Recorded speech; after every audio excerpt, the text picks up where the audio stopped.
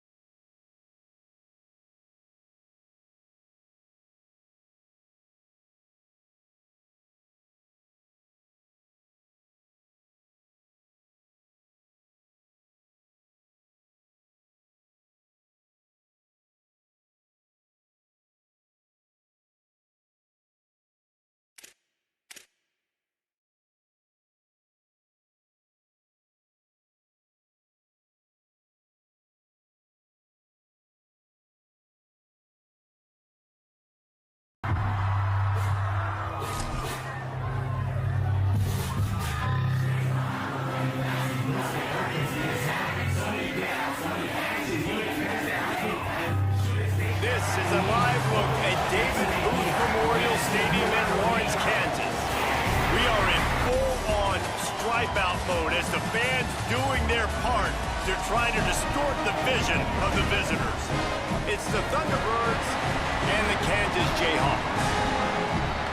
Reese Davis, David Pollack, Jesse Palmer with you. Holly Rose down on the sidelines. We check in with her now. I caught up with the Thunderbirds head coach. This is going to be a huge challenge to get this upset on the road. Not only is this one of the best quality opponents they have faced so far, it is a quality crowd. You can hear from the noise. This crowd is ready to get after it.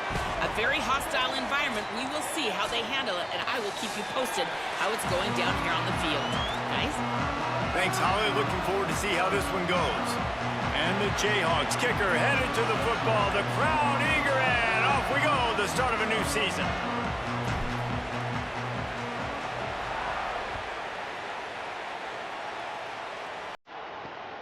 Fielded in the end zone, it's Jenkins.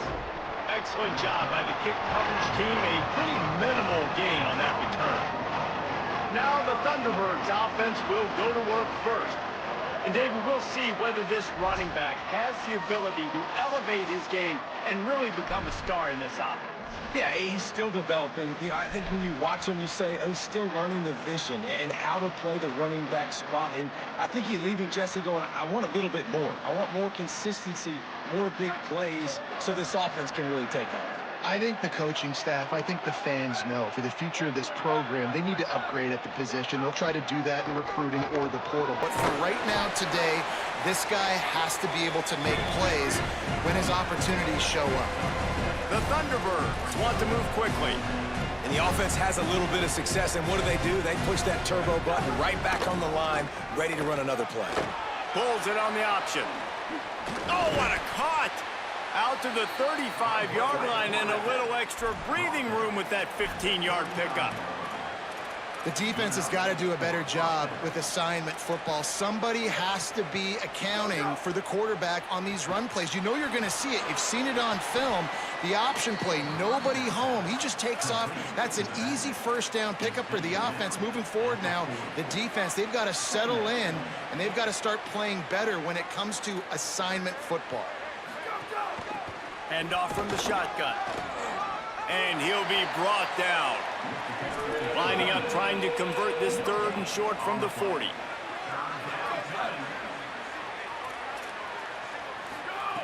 Jackson will throw. Oh, they're after him. And he's all bottled up, and now it's worse. The ball's loose. He is stopped short. That's the man they wanted to have the ball, but it'll be fourth down.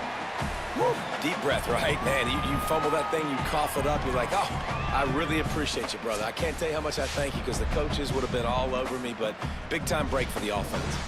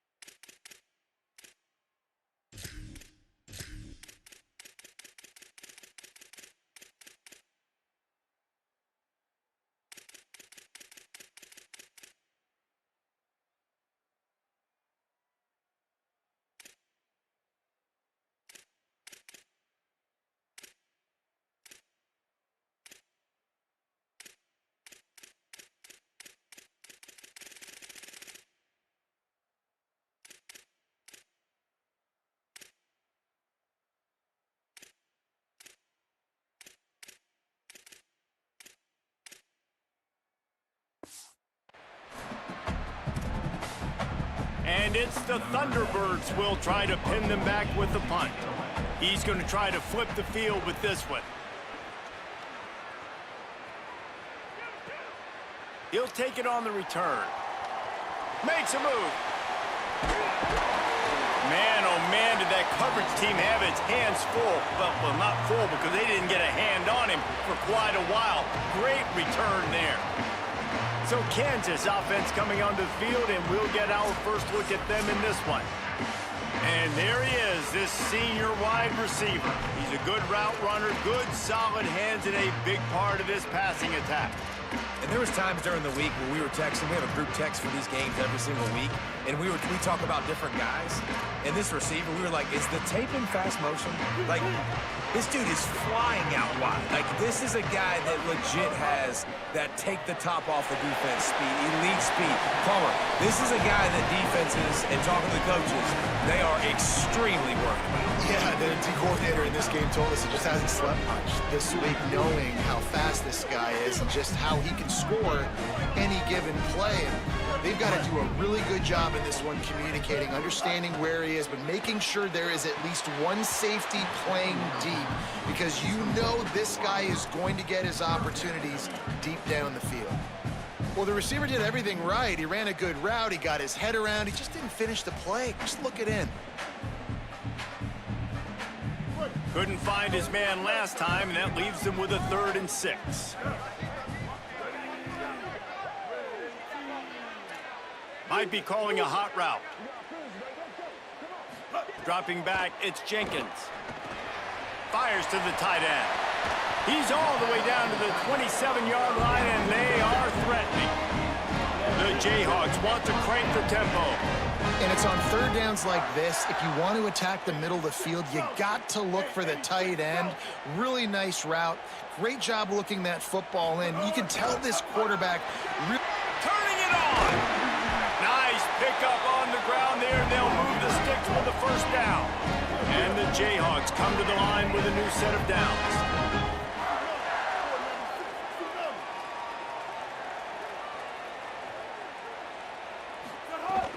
From the red zone, it's Edwards.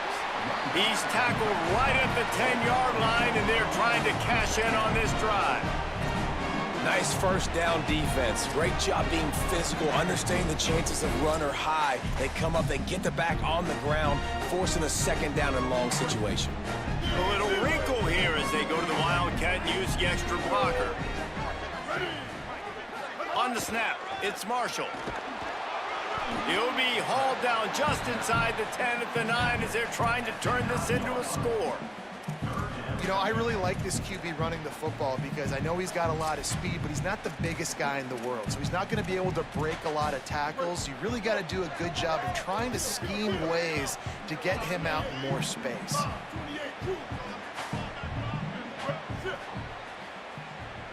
Motion from the wide receiver. Gonna run it. It's Edwards. And he's loose, and he'll take it to the house.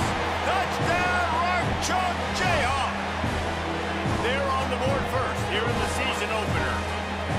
And this running back is so dangerous down close to the end zone. He's got wiggle, he's got great vision and burst, and he showed all of those attributes right there.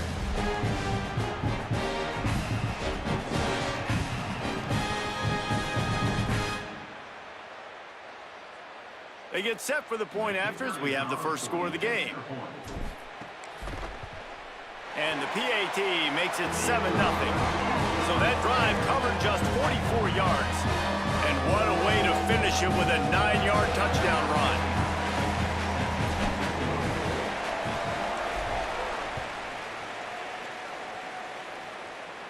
And no chance at a return here. They'll start this drive at their own 25. So the Thunderbirds offense is out on the field and ready to attack. They didn't get much done the last time they had it, and to punt it away from deep in their own territory, hoping this drive will be more productive. Bunch formation for these receivers.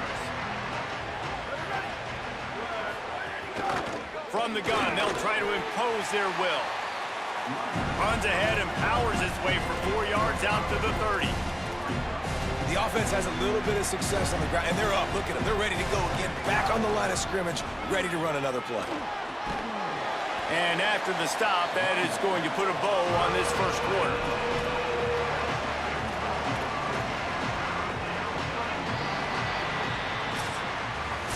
That's the end of the quarter. Kansas has the lead here. We've put one in the books. Let's have a look at our game summary.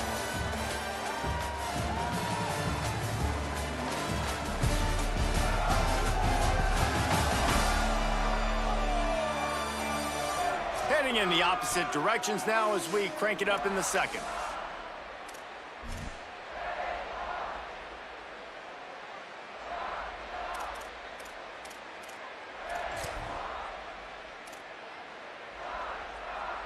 So they go back to work after the break, and it is third down.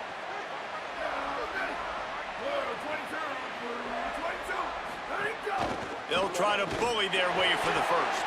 All down, but he has enough to move the chains. And that's so tough as a defense because they only got to get inches. But I got to find a way to somehow get a knockback, stop the running back's feet right there. I couldn't do it. He gets downhill just enough, and he gets the first down.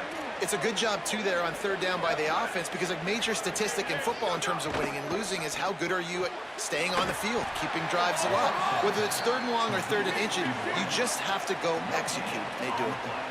The Thunderbirds moving quickly to the line. And this offense gets nothing done on that play, but look at them. They're continuing to run this tempo. They want to try to do... And down he goes. The defense making a huge play, but there are penalty markers out. Let's sort it out. You can grab, but you can't hold on. A defensive holding penalty will give this offense a first down. 3 yards, first down for the offense after that penalty. He's going to lose a yard on that one. And it's the Thunderbirds with a long way to go after the loss on the last play. And this guy has been a dominant force early in this game. We're still in the... There's some room.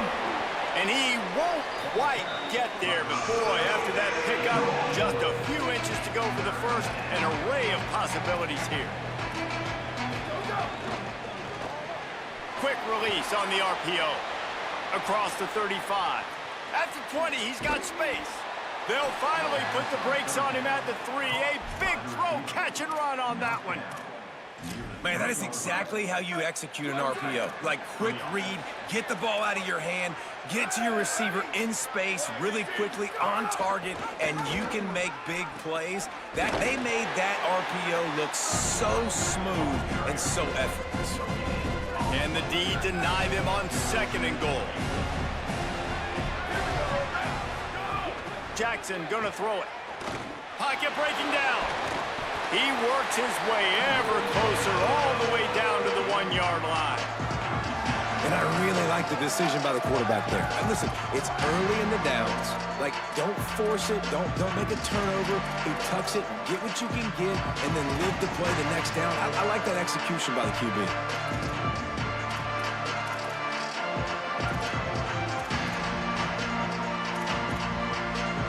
They come to the line on third down, already 2 for 2 on this drive, going for the hat trick and the score. Tight coverage and an incomplete pass. The defense knocks it away and forces a fourth down. Third and short, I have no problem with RPO because I can run it or I can throw it if I see something opening. Maybe he should have ran that one. You got 2 downs possibly to still try to make it happen, but he definitely... Touchdown, Thunderbirds! Excellent pass by the back on the option.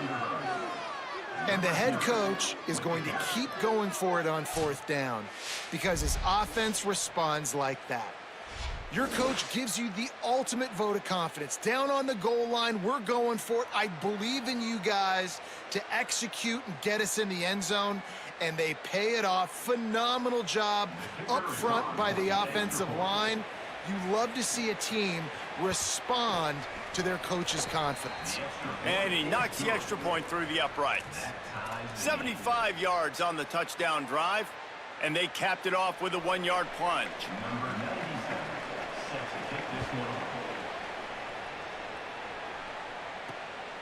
Coming out with it, it's Edwards. He'll be chased out of bounds inside his own 20 at the 18-yard line, and a great job of coverage there. Kansas gets the ball back, and the Jayhawk offense is ready to go to work. How about the way they attacked the last time they had the ball, mixing run and pass and winding up in the end zone, Jesse? That's why recruiting is so important. They've got weapons at every skill position on the field. Any of these guys is dangerous if they touch the football. Let's see what they do on this drive, David. And so, Palmer, I got to take away something. I can't let them have everything and have success. I got to be aggressive against the run or play for the pass. I can't give them everything. The clock winds down to 2 minutes, and we will take a pause for the 2-minute timeout. They're dealing with a 2nd and long. Looking downfield, it's Marshall. Makes the catch, it's McMillan. He goes out of bounds, they'll mark him right at the 30-yard line. That's the kind of play that can give a drive momentum.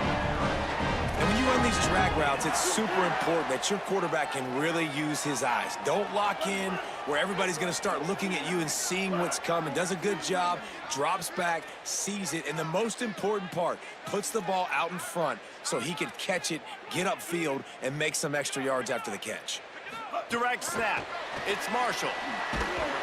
Wildcat look didn't get much. Picked up a few on that one.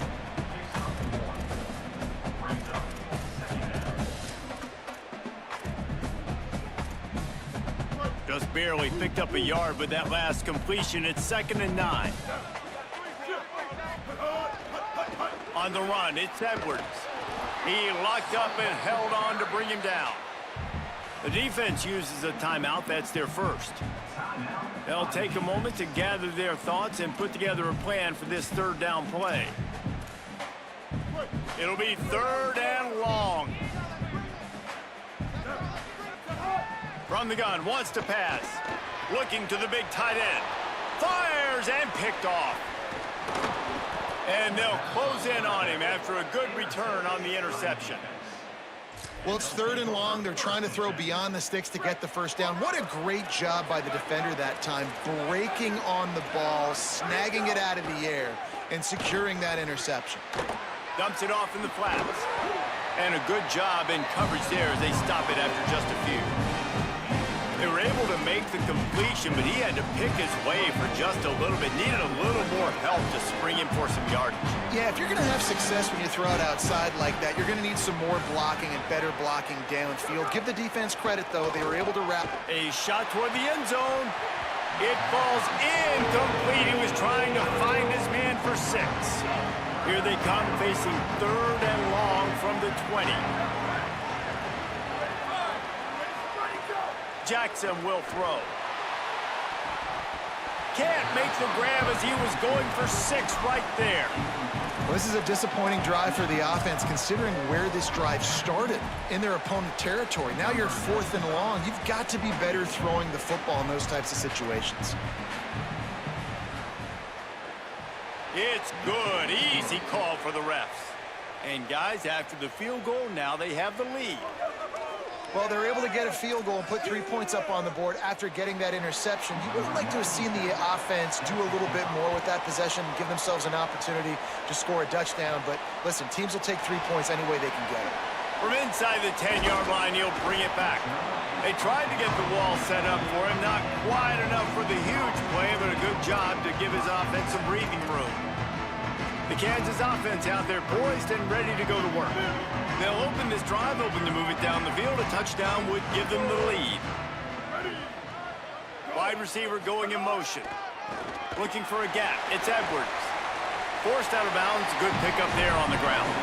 And I like the thought process on offense here early in this game. They're giving their bell cow the ball early and often. There are a lot of coaches that outthink themselves, and they think, you know, we're going to throw the ball to set up the run instead because everybody on defense knows our guy is the focal point. But this offense is just keeping it simple. Let's just give our best player the football early in this game, and let's just get him into a rhythm. The offense setting up shop at the 46, 1st and 10. Going with the ground game left. Got enough for the first. Into enemy territory and out of bounds at the 41 after the good game there. Just a few seconds remaining here as they try to put something up before halftime. Wide receiver comes in motion. They'll give it to the transfer, first carry of the season. And they're able to force him out of bounds after a short pickup. That's a really good job by the defense, wrapping them up, getting them on the ground. Take away that run game. Make them one-dimensional, put them in passing situations. Really good job by the defense. Back to the ground game on the left. He'll be knocked out of bounds at the 29. Man, coaches talked about they want to get this running back involved early and often and create some momentum, and this is a great way to do it. Early in this football game, ripping off an explosive run, get the juices going, and I bet you he's going to get a few more touches today. They get the timeout called here, and probably just enough time for one more snap to put up points before the half. And with just a few seconds remaining here in the first half, they'll try to kick a field goal. He'll swing that big leg for 3 from 44 yards out.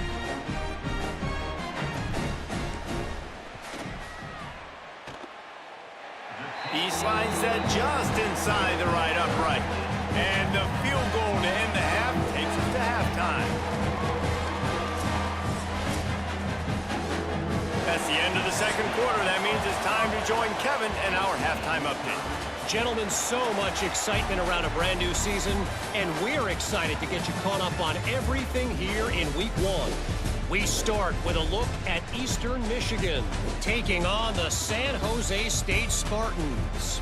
And it's Eastern Michigan who win it on their home turf. They take pride in protecting their dirt, so to speak, and they did so today. This will push them to 2-0 on the season.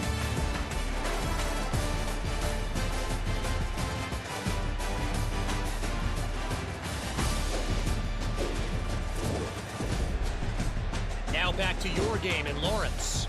And talk about a good competitive game so far. Not saying this has been the best first half we've seen in the history of these two programs, but they've matched each other's intensity, and the result has been, well, a good competitive game so far. They don't call me the most creative man in broadcasting for nothing, you know. And with that, let's kick it back to the guys at Kansas Memorial Stadium.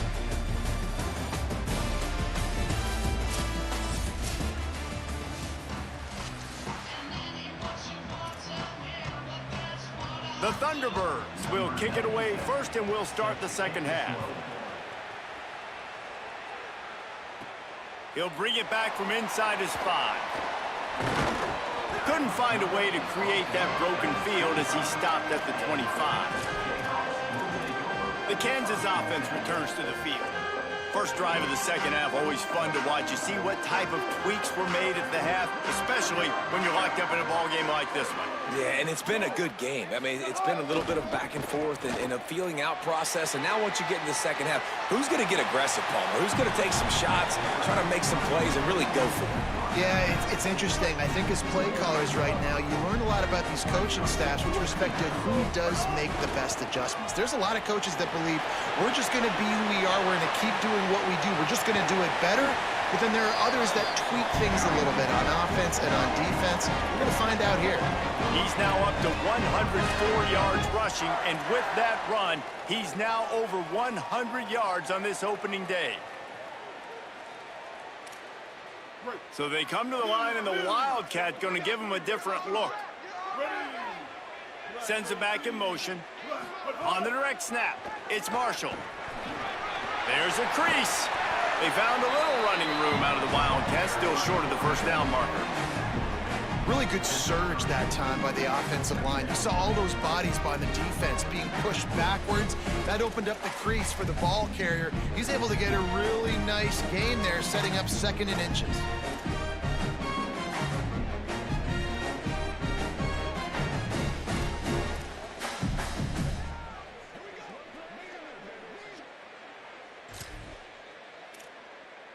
The Jayhawks have their whole playbook open here on 2nd and inches. The give to the lone running back. They bring him down, but not before he's able to pick up the first down. Really put an offensive possession together here that's fun to watch. Like, it's fun to watch them own the line of scrimmage, be physical. In this area of the field, this is what they call the fringe, right outside the red zone. It's kind of your last opportunity to take shots, take advantage of the extended space on the field before you get cramped in the red zone. So I look for this offense to be aggressive. They'll be forced out of bounds, and they're showing confidence in their running game in the red zone.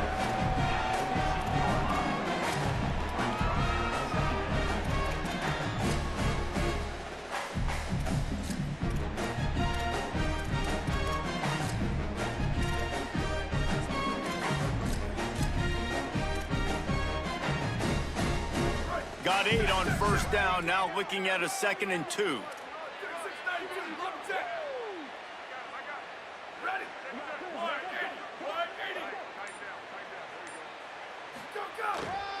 Run in the red zone, it's Dupree. He'll be brought down at the 5-yard line, and this defense is on its heels. And the Jayhawks are in the hurry up.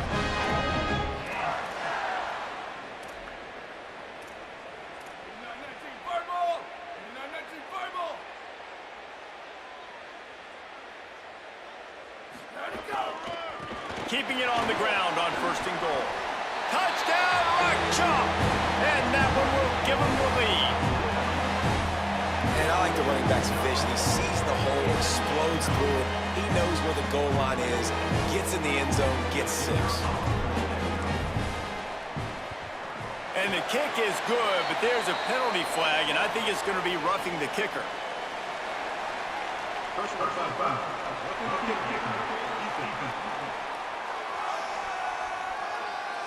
Hope the kicker is okay there. He's in a defenseless and vulnerable position, and you have to protect him.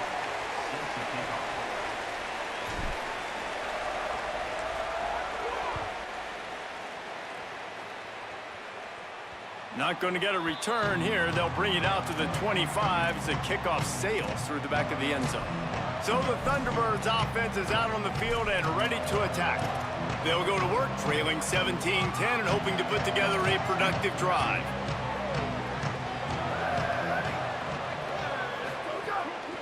From the gun, the give, looking for room. Nowhere to go on that one. It'll bring up 2nd and 10. Jackson gonna throw it. Trying to set up the screen. Picked up 4 yards on the play. It'll be 3rd and 6. Ball's at the 29. Defense can taste getting off the field. It's 3rd and long. From the gun, wants to pass. Using his legs, keeping his eyes downfield.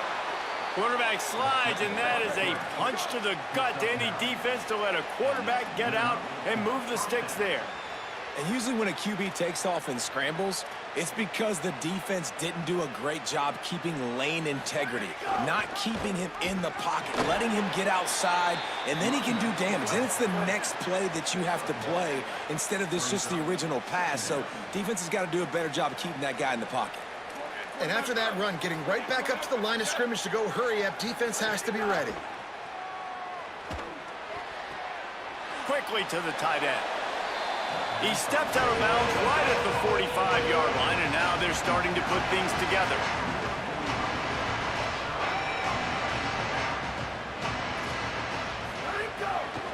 On 3rd and short, they keep it on the ground here. He's not even going to make it back to the line of scrimmage as the defense gets big-time penetration.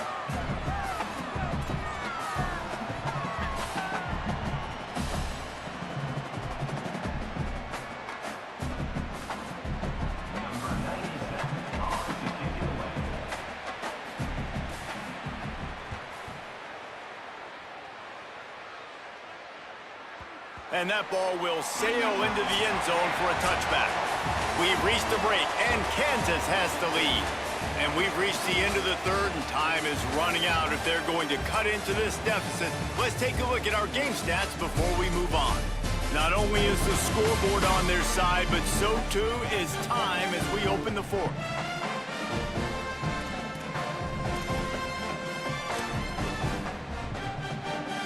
So 1st down, we'll open up the final period.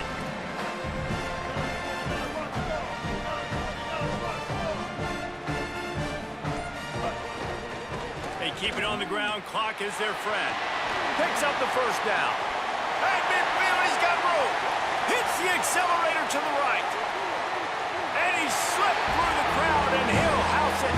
Touchdown, Jayhawks. This dude has been a problem today. Almost 200 yards rushing. Rips off another long run. He has been impossible to stop. They've featured him, and Palmer, I would continue to feature him. Yeah, I would too, David. I think he's the definition of a running back that gets better as the game goes on. The more and more you give him the football, he just seems to get stronger. He seems to get faster. People do not want to tackle this guy for 60 minutes. He is putting on a show. And the extra point is true, and they have a 2-touchdown lead, up 14 in the fourth.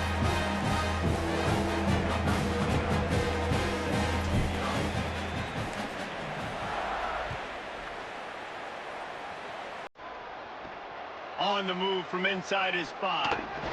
He was looking for some running room, but not much to be found as he stopped at the 18. So the Thunderbirds offense is out on the field and ready to attack. Movement from the linebackers trying to mess with the offensive line's assignments. Out of the gun, the running back has it. Tried to move that pile forward. He maybe gets 2. He's down at the 21. And it's the Thunderbirds headed quickly to the line. How about the job by this defense today? They knew what they were getting into. A really good running. And the quarterback is knocked down back at the 13. Now 3rd and long and trying to play catch-up in more ways than one after that earlier sack. Jackson will throw. And that's incomplete. A defender all over him. Knocked the ball to the ground. 4th down coming up. But hold on a minute. The offense still out there going for it in their own territory. On 4th down, going to the air. Fires on the move. Makes the grab, plenty for the 1st down. He's got enough, and they roll the dice on 4th down, and they keep the drive alive. And these are these moments, man, when you're trailing by a couple possessions, you've got to put it together. Your quarterback has to come through. I mean, it's not a surprise. It's going to be passes. He's got to be smart. He's got to be quick with his decision-making, and they kind of got to be up near the line of scrimmage and be in a little bit of a hurry. Wants to throw it. Fires left. And that pass will be jarred loose on 2nd down. That brings up 3rd down. We'll see if the offense can move the chains after that incompletion. On 3rd down, he'll try to pick it up through the air. I think at this point of the game, down 2 possessions, the passing game, you just have to be a little bit sharper. And they don't look like they're in rhythm. You saw it on that last 3rd down. I think you got to go now if you're on offense on 4th down. The sense of urgency is cranking up, but you need to be more precise in the passing game. He's got enough for the 1st down, and they roll the dice and convert to keep this drive going. The Thunderbirds have their offense in high gear. Looking downfield on 1st down. Can't find a man, and he'll be knocked down at the 40. They've got some serious work to do to keep that last one from messing up this drive. 2nd and 19. Well, it's been a little bit of a seesaw here the last 2 plays. Offense gets a chunk play, and then the defense gets a sack. Great job by the defense there, turning the page and coming up with the big one. They'll snap it for the 10th time on this drive, but they need a chunk on 3rd and long. Jackson gonna throw it. Rolling to the right, trying to make something happen. And he couldn't find quite enough running room to reach the line to gain.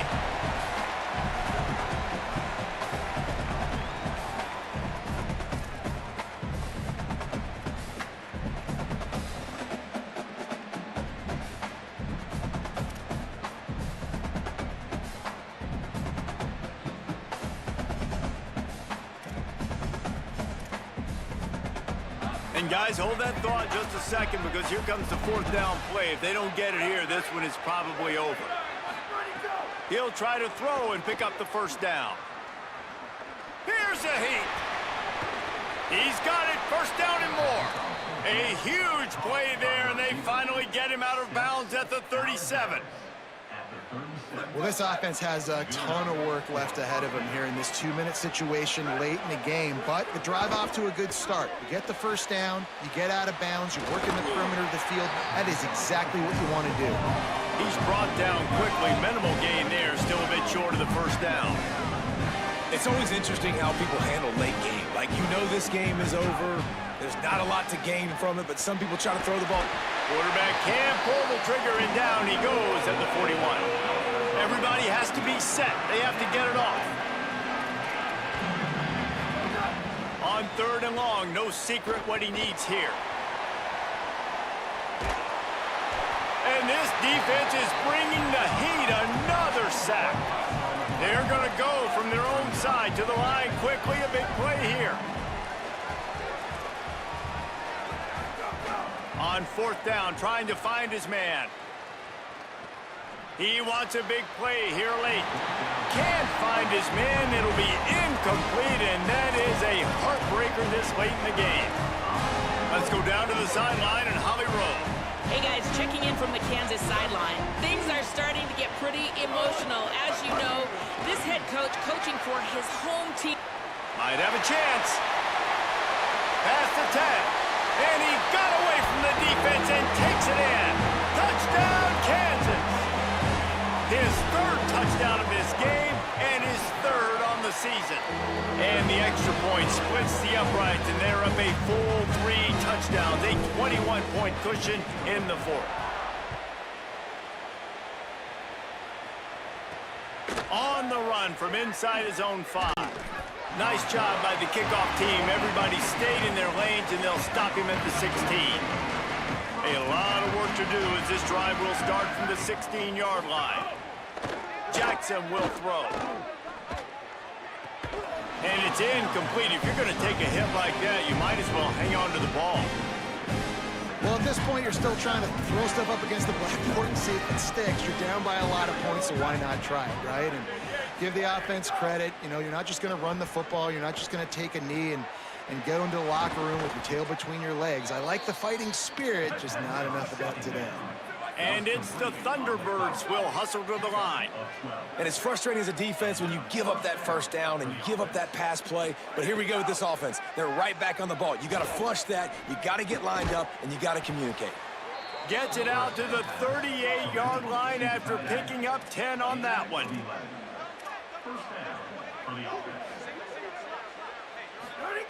To the air on 1st down. He's taking a deep shot. A sensational grab down the field there as they try to at least put a positive spin on the end of this game. Maybe this will breathe a little life into this offense, which has been flatlined in the 2nd half. Here's 1st and 10.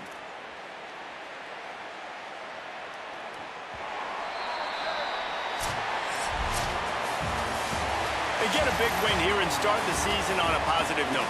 You got to love that as the players. You come out, you have so much anticipation coming into the season, finally getting ready to play in front of a live audience. You're able to come out and execute and get this win under your belt. David, couldn't be a better way to start the year. And for the losing team, obviously, it's a little bit different. You have something to look at now to analyze where do I need to get a little bit better, but plenty of time still left in the season to improve and turn it around. This has been a presentation of EA Sports College Football. For David Pollack, Jesse Palmer, and Holly Rowe, I'm Reese Davis saying goodbye, everybody.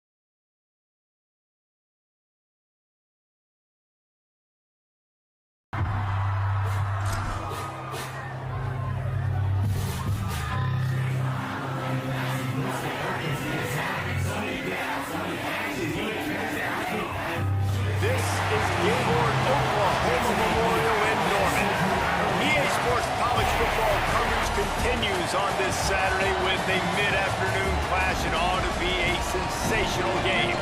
It's the UTEP Miners and the Oklahoma Sooners. Reese Davis, David Pollack, Jesse Palmer with you. Holly Rowe is down on the sideline. Hello, Holly. Back in Norman, you can feel the excitement building for this Oklahoma Sooner football season. A bounce back year for Brent Venables, 10-3 in the college football playoff, and I can tell you, the Gaylord Family Stadium was one of the most electric I've been at in that playoff run. Can the Sooners rebuild and reload for this season and keep that consistency going with another college football playoff appearance? Back to you. Thank you, Holly. Really looking forward to this matchup.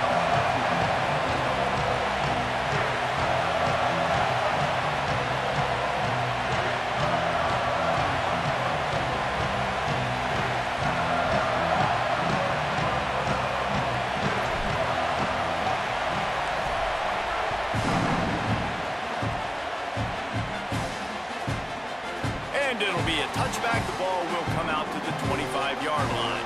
The Miners offense will have the football first, and they'll be met by this defensive front, which can wreak havoc.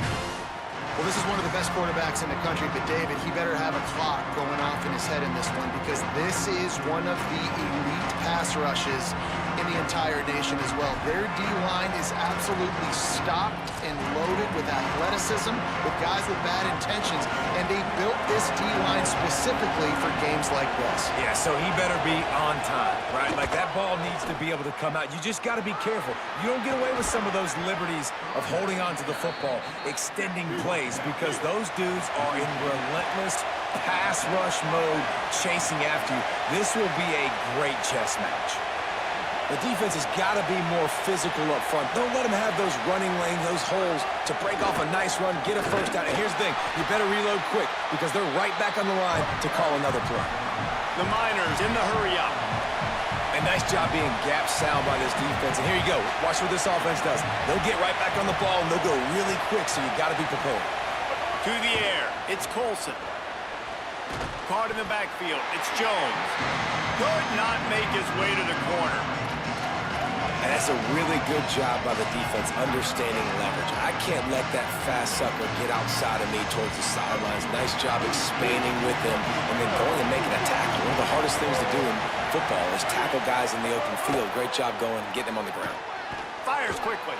They'll make the stop about 3 yards short of the first down. Well, on that third down play, they're just trying to get it to him quickly to see if he can do something with it after they catch. But this is a defense that takes pride in their ability to tackle in the open field. That was a fantastic job of rallying to the ball carrier, inbounds, and getting him down, now setting up fourth. The Sooners offense takes the field for the first time in this game. When you look at the matchups in the passing game, you might think that this guy's going to be overmatched at corner, but I think he's really looking for the opportunity to prove that he can match up with one of the nation's best.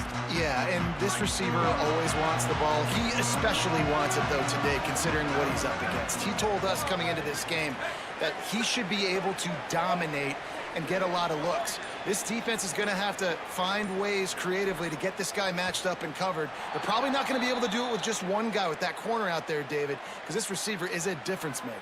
No, and this isn't a great secondary, but they're going to have to play a great game. And this challenge is big because he's a superstar. So let's make sure we don't give up the big plays. Probably play a little bit deeper than normal, sometimes get a little bit physical. This secondary has a tremendous challenge on their hands.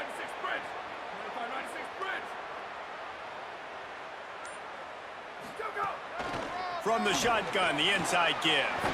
They didn't get a push at all on that one. It'll be no gain on the play. And the Sooners trying to find their way forward after the big loss on the last play.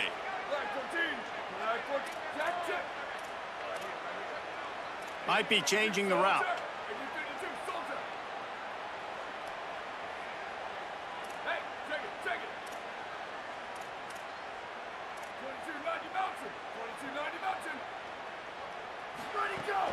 Just feeds the running back. He's brought down immediately and barely got it back to the line of scrimmage. That's a great individual play, and I love cornerbacks that don't just take pride in covering guys. I like guys that like to put their face in the fan and affect the running game. This dude is physical, and he impacts the defense because of that. And those guys are really hard to find. A lot of corners, they're smaller. They don't want any part of the physical run game. Nice job sticking his face in there, setting the edge, making the tackle.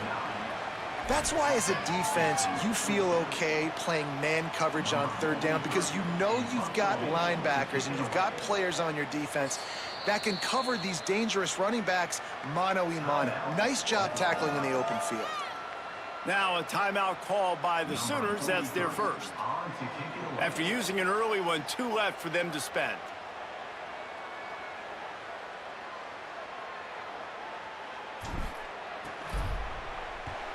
Steps into this one and unleashes a booming punt. My goodness. Was looking for more running room, but found nothing but more tacklers. He's down at the 24. The Niners offense all set and ready to start the drive. That last drive fizzled out, Jesse. They had to punt it. Yeah, they did. And, David, they're just going to have to do a better job this time around erasing the mental mistakes. And just trying to solve the defensive riddle, understanding what they're trying to do to you and attack them. To the air, it's Colson. Under fire. And just left that pass short. Not enough juice on that one. And how nice is it to have the home crowd going absolutely bananas? Communication is harder. The snapping the football, everybody being on time. Man, this crowd really affecting. Snags it and he's open. He's out of bounds after a big pickup, but there's a flag on the field, and this might be coming back.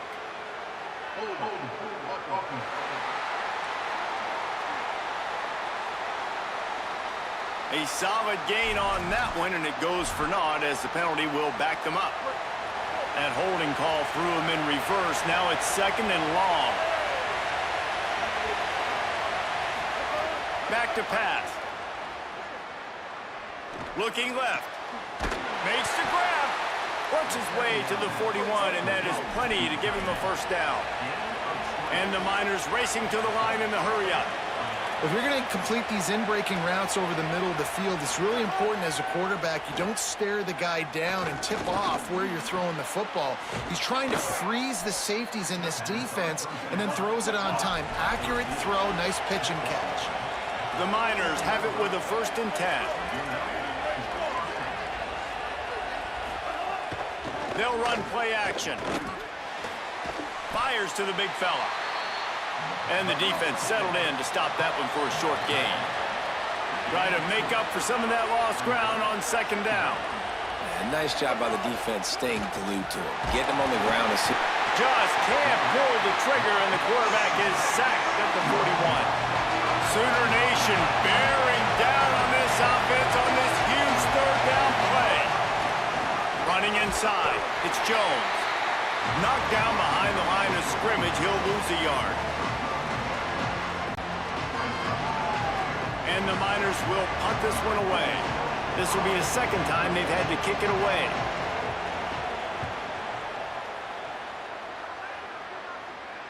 And that one will find its way into the end zone for a touchback.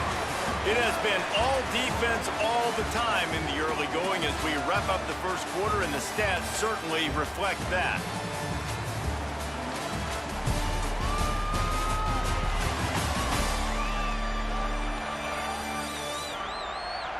Let's see if the offenses can find a little rhythm here in the 2nd.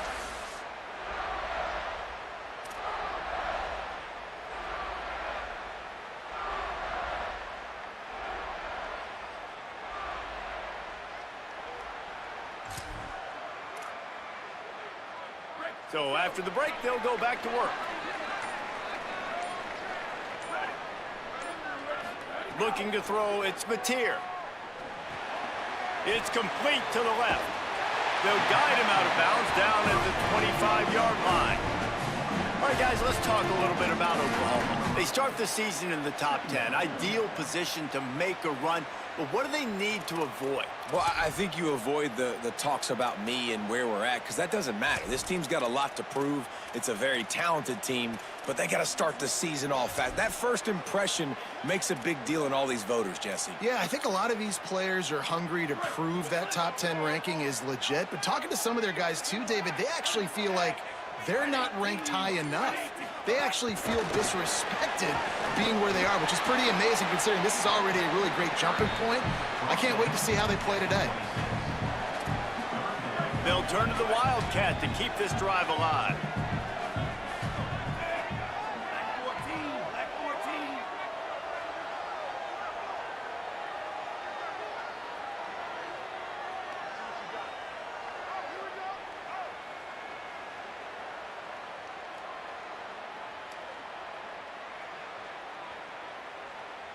Motion from the back. On the direct snap, it's Sategna. They finally make the stop, and the defense out of sorts against that Wildcat, and they give up a big play. We thought we might see some of this. They'll go to the Wildcat formation here. Defense gives up the pretty big run. They get the first down, and listen, you got to reload quick now because this offense, they got their foot on the accelerator. They bring him down, but that's why you give them that Wildcat look to create an opportunity for big plays.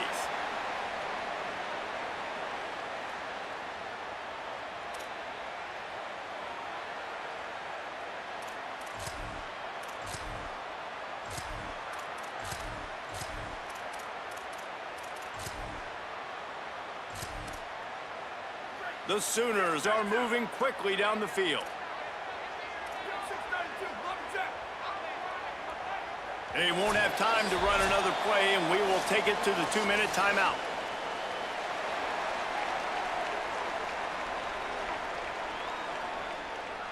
The offense sets up shop at the 46 on first down.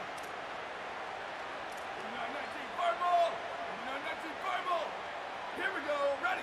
Hey, take it. 28-29 bounce. 28-29 bounce. Hey, move. Shift. Go. Handoff for Robinson. Defense right there to stop him in his tracks, and they get nothing on that play.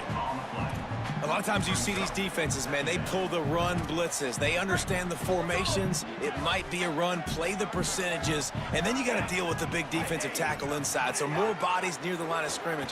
Everybody's got to pick him up, but they didn't block the most important guy, the big fella right in the middle.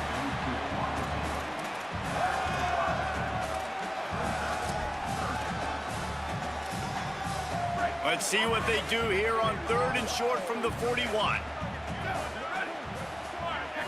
Looking to throw, it's Mateer. And they can't complete the bullet pass on 3rd down. I want to give a shout out to the defense there on 3rd down, doing a really nice job disguising their coverage because it looked like they confused the quarterback on 3rd down. Really nice job getting back into that zone and making sure that ball falls incomplete. He's got him. He's brought down, but not before he picks up the first down on a gutsy call to keep this drive alive. You got to have better tackling in the back end on defense. The guy didn't have the first once he had the ball in his hand, but because you missed the tackle, they've now got a fresh set of downs. Out of the gun, the inside give. Coaches always harp about staying ahead of the chains, and when you can run with that type of efficiency on first down, man, you are doing just that. 2nd and short, maybe looking for a shot. Catch in the middle, it's Harris. Good job running that route to get past the sticks because he got nothing after the catch. The Sooners come to the line with a fresh set of downs thanks to that last connection in the passing game. Leaves it with the back. He's brought down at the 7-yard line, and they are threatening to take it in. The hurry up now, 2nd down, clock ticking.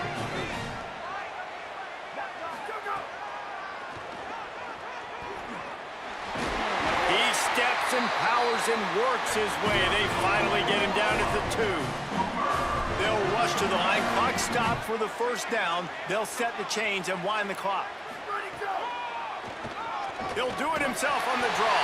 He's into the end zone. Nice job by this offense. I love it. They were aggressive, moved down the field, got the touchdown, broke the 0-0 seal. This game has not been high-flying by any stretch, but that's how you finish a first half. Getting ready for the extra point after the first score of the game. And the extra point makes it 7-0. Precise, relentless execution on that 13-play scoring drive. And finish the deal with the short touchdown run from the 2.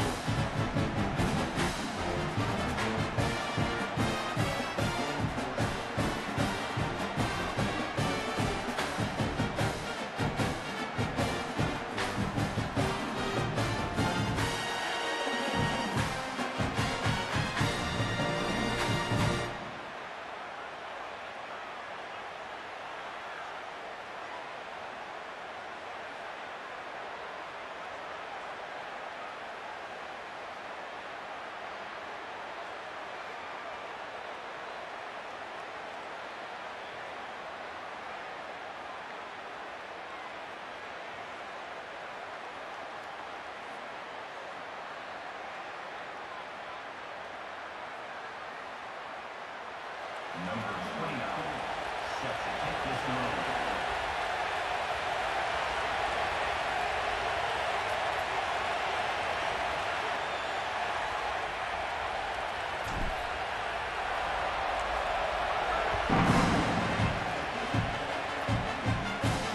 And he takes this from inside the 5.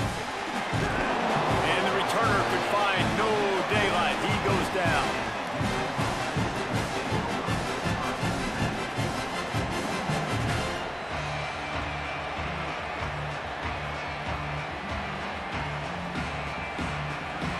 Under a minute to play here in the first half, and the offense will take a knee, and that is how we'll wrap up the first half.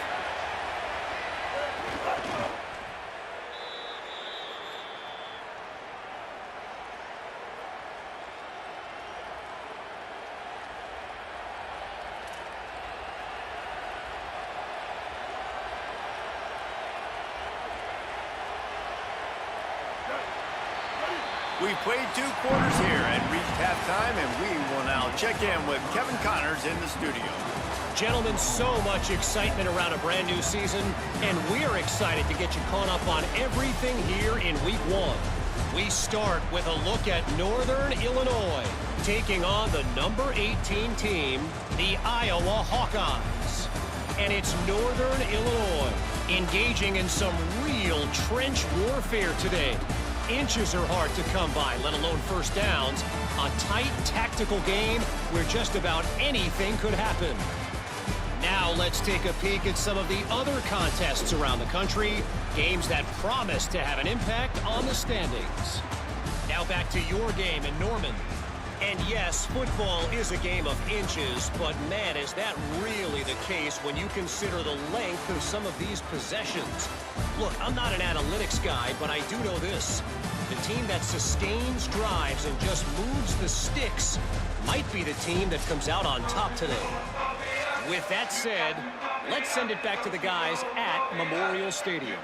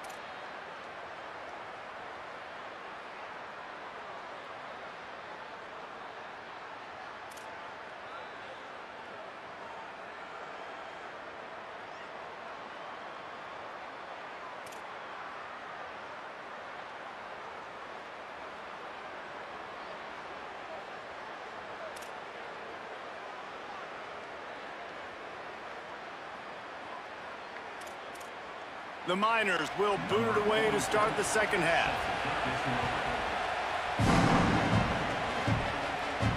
He'll start the return inside his 5. He was looking for a lot more on that one. Instead, he's out of bounds at the 14. Time for this Sooner offense to go back to work. Offense in a bunch formation. Looking to throw, it's Mateer. On target.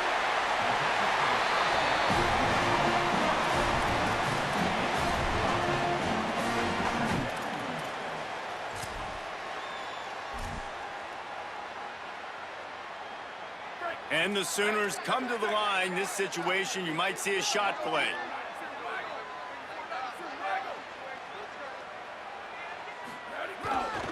Handoff to Xavier. They get him stopped at the 26, but that'll be enough for this offense to go to work on first down. So they move the sticks on the run. Let's see what they do with this one. Motion from the wideout.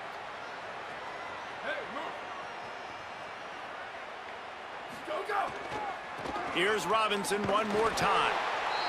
Nowhere to go on that one. It'll bring up 2nd and 10. 95-96 bridge. 95-96 bridge. Here we go. Go, go. Looking to fire. And the pass rush is effective, and they tackle him at the 19.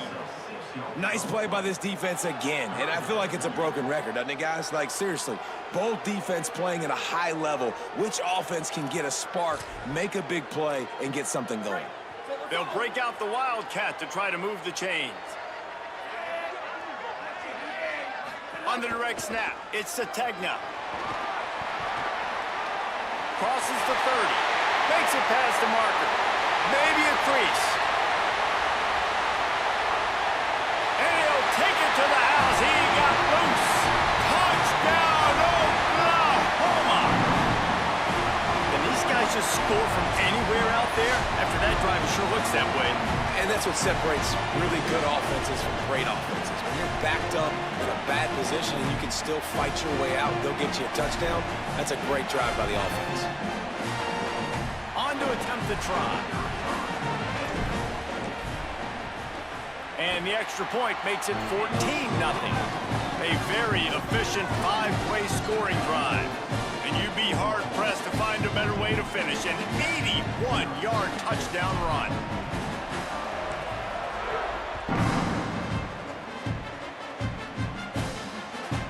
And he'll just take a knee, and this drive will start at the 25.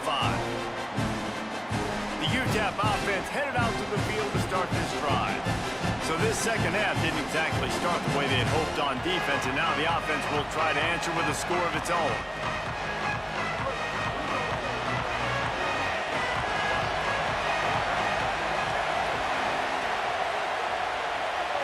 Looking for a man, it's Colson. And the Heat will get home, and the quarterback goes down at the 17.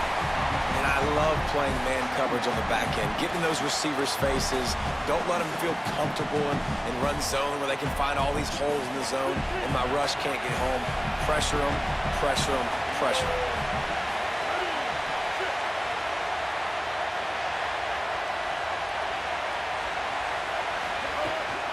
The run inside. It's Jones. Not a whole lot of progress made there on the short run. And that run really didn't go anywhere, and a lot of times we don't focus on it enough, but how important those 5 guys are up front. To get on those defensive linemen, to try to move them out of the way, to get a run game going, it squarely falls on the shoulder of those 5 offensive linemen. The Sooner fans booming. A cacophony of noise at the Palace on the Prairie on 3rd down. Unloads it left. Intercepted, and the defense has set him up. You know, as a defensive back, you want to force the quarterback to make plays way outside, towards the sideline. That's a long throw. It requires a lot of arm strength and a lot of touch at the same time. Great job forcing the play out wide, making the big interception.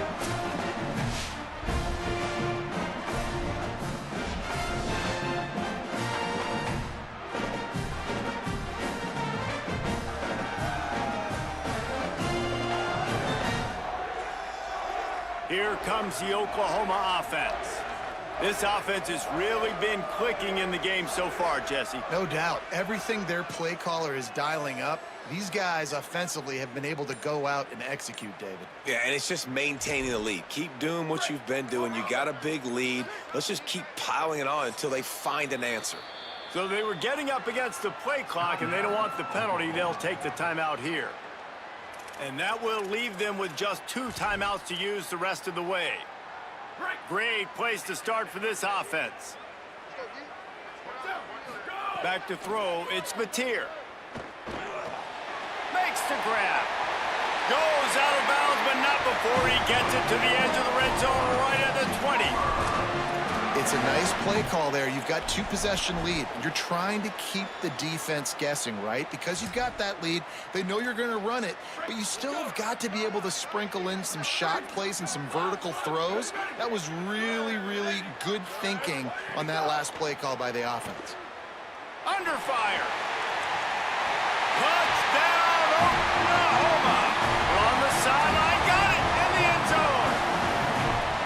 I'm going to spread you sideline to sideline with all my speed, make you cover the whole field. Nice job by the offense, going with a little spread look, taking advantage of the speed they had on the field, and getting the big touchdown.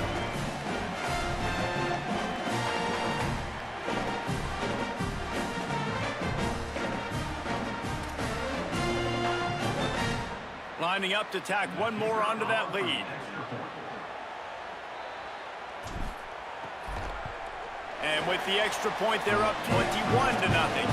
This offense prides itself on going after you, and they did with that long touchdown pass to finish off a 2-play drive.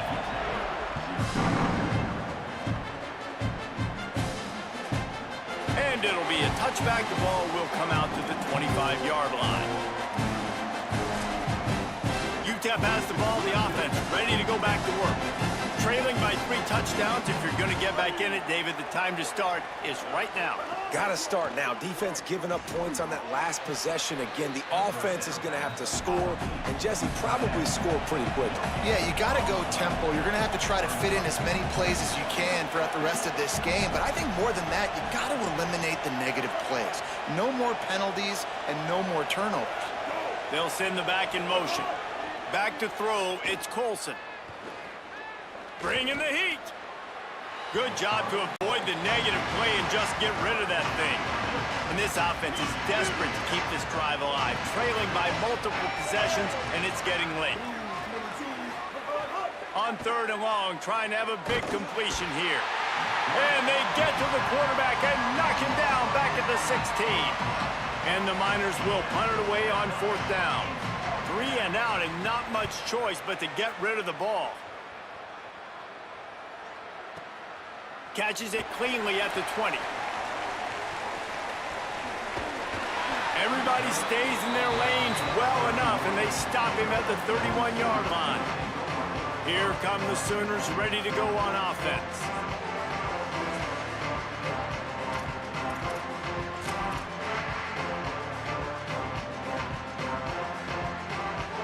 First play of this drive will start from the 31-yard line. They'll start this drive going to the air. Got it in the middle, it's Robinson. Found a little bit of room to operate, but he'll be stopped just short of the 1st down. This defense is going to have to be careful. Not only do they have to worry about this guy running the football, but they've got to keep their eye on him when he runs routes too. He is a versatile back. Here's a give to Robinson. Oh, he's got some space. They get him on the ground, and that'll be the final play of this 3rd period.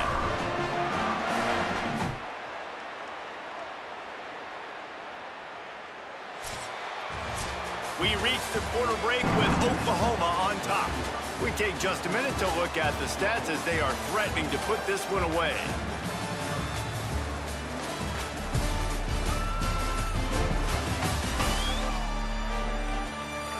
Just about ready to go in the 4th, and we'll see if any drama can be mustered.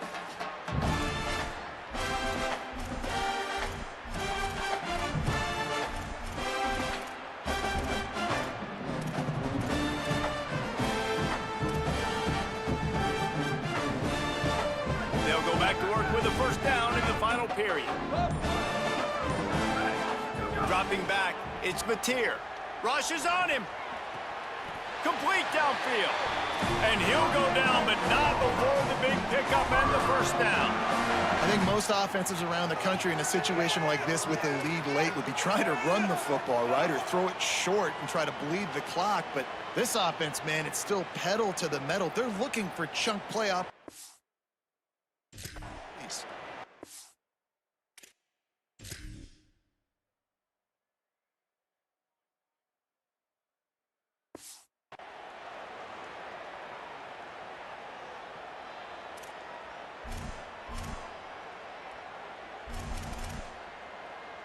The Sooners will snap it on 1st and 10.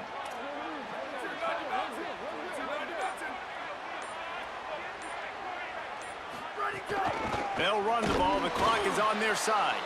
They didn't get a push at all on that one. It'll be no gain on the play. It's going to be tough sledding for the offense here. They're trying to ice this game by running the football and bleeding the clock. They've got a pretty good lead here late in the game, but the defense knows the run's coming, right? So they're going to be loading the line of scrimmage, getting stops like what they just did. Be interesting to see what the offense does on this next one. They'll give it to the transfer. First carry. There he goes. And here's the mindset if you're on offense. Fourth quarter, you've got a huge lead. Obviously, you're going to run the football, but just be aware of the clock. You don't want to snap it too quickly. You're probably just doing safe runs inside the tackles like you saw right there. You just got to execute. You got to be aware, but you've got this game in hand so long as you don't turn it over. Picks up enough to give them 1st and 10 from the 11. I think one of the biggest reasons why the scoreboard looks the way it does is this offense has been dominant on 3rd down. They have found a way to stay on the field. They do it again here late running the ball on 3rd.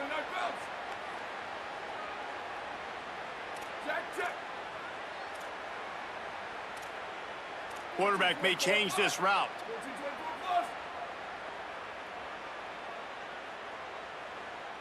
We've reached a 2-minute timeout. In all likelihood, they could just run the clock out. We'll see if they want to rub a little salt in the wound.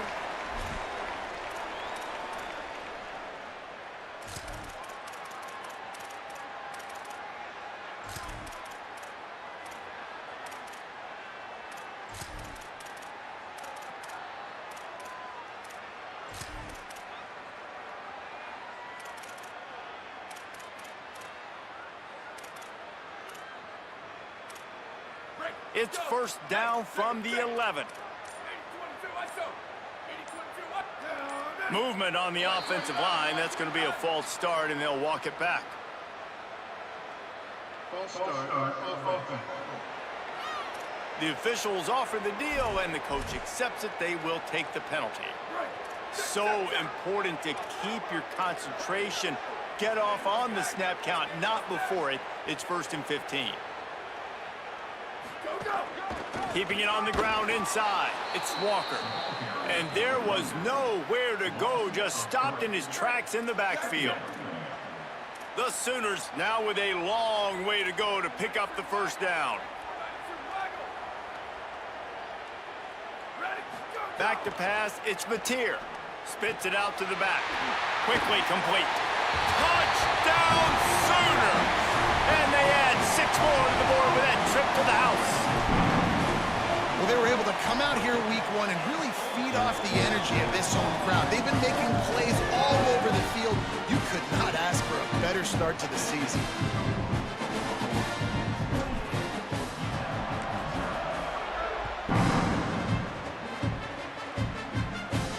Here he comes from inside his own 5. Tackled and brought down at the 16-yard line after the return. We'll see what they can do on this drive that starts at the 16-yard line. We'll send the tight end in motion. Running inside, it's Jones. Gain of right at 7 yards, 2nd and 3 coming. And these are these moments as a defense, like, you're just trying to get out of the game. We're rotating, we're subbing, like, we've stopped them all game long. Like, they can run the football right here. The biggest thing is the clock ticking, us getting out of here with the dub, and really, everybody staying healthy. Open on the left side is Smith. A quick tackle made, but he's got plenty for the first down. Quarterback by himself in the backfield. Looking to throw on first down. Taken in by Smith on the right side. That's the kind of play that can really get you going as they have a first down at the 43. When you know you have a team outclassed, the ability to play to that standard and finish with a blowout like this is really impressive. And it's almost like playing against yourself, right? You know you're better. You know you're going to win the football game, but how do I continue to still execute? This was so easy, great execution, just beat down in every facet. I think as a player, you just love being in such great rhythm, and we saw that right from the get-go in this game. Offense just able to matriculate the ball down the field. Defense was not giving anything up. What a great game plan coming in, and this was just total domination. That's going to do it for us as the season marches on. For David Pollack, Jesse Palmer, and Holly Rowe, I'm Reese Davis. This has been a presentation of EA Sports College Football.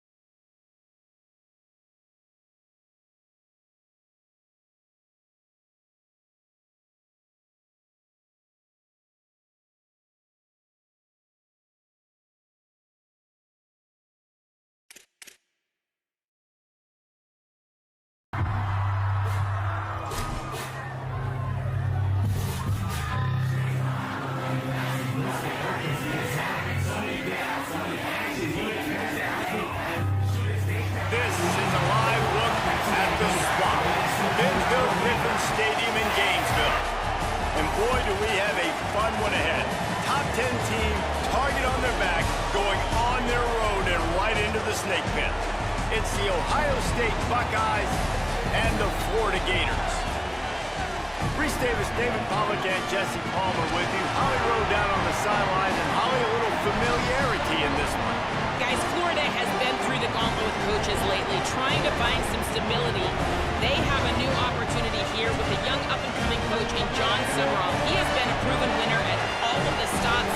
Now he has an opportunity to turn the Gators around and bring them back to relevance in the SEC. Back to you. Holly, thank you. This ought to be a tremendous matchup.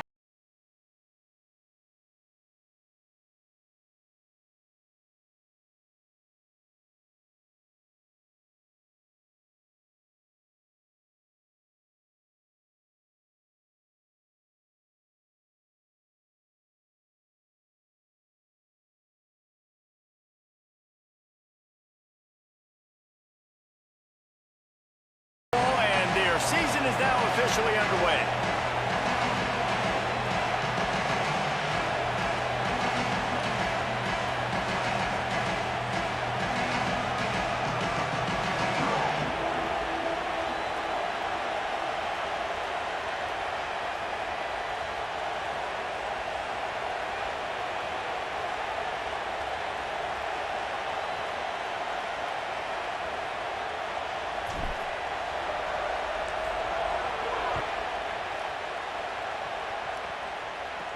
He'll bring it back from inside his 5. Not a whole lot of room to operate on that return as the coverage unit was there and ready. The Gators offense will dial up the first ball plays in this one.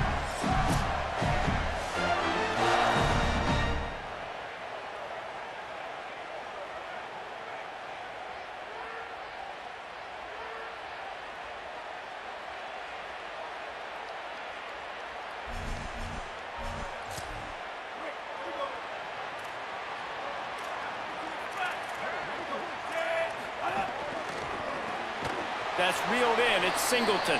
Trying to hit him with a quick game on first down, and nothing doing there. Well, that receiver's looking at his teammates like, guys, what's up? You're not going to block for me on the screen? Seriously? I mean, I just lost yards on a screenplay. How does that happen? Linebackers moving, trying to confuse the quarterback. Picks his way ahead. He'll get 5 out to the 17-yard line. I like this guy as a running back because he can run between the tackles and he can also go outside. He can really do it all.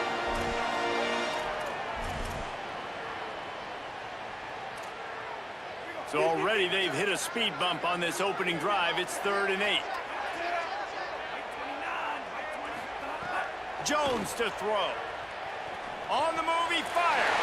He's got an open man. That one could really put this drive into high gear as they have a first down at the 37. These two guys, just on the same wavelength, they make clutch connections all the time. And that's practice, man. That's all summer. That's all spring. Just so many hundreds and thousands of balls where you know exactly when that guy's going to break. You know he's a stud. You're going to feed him, especially on these third down situations. Come on, defense, what are we doing? I mean, you can't miss this guy. He's like literally the biggest dude on the field. That time, completely wide open. That's way too easy for the offense. He caught the football. There was nobody even near him. Someone on defense has to locate this guy. They've got to communicate to each other if they're passing off in coverage. You can't let that guy be that wide open. Back in motion, try to clear the picture. 2nd down, he'll throw it. Grabbed in the backfield. It's Pryor. They make the stop, trying to pick up just a little bit at a time to get to that first down marker. Now facing a 3rd and long. They'll move the wide receiver. 3rd and long, and he'll try to throw for it. And he got smacked just as he released the pass. It's incomplete. QBs and receivers on 3rd down, everything has to happen just a split second sooner. You're expecting pressure, the quarterback gets hit, just not on the same page with his target. And the Gators will line up to punt it away. First punt of the day, and he'd love to lock them up close to their goal line. Boy, they had a chance to track that thing down, but it bounces into the end zone for a touchback. So Ohio State's offense will come out to go on the attack for the first time. A matchup that we're going to lock in on, left side of the line, and whether they can keep this edge rusher at bay.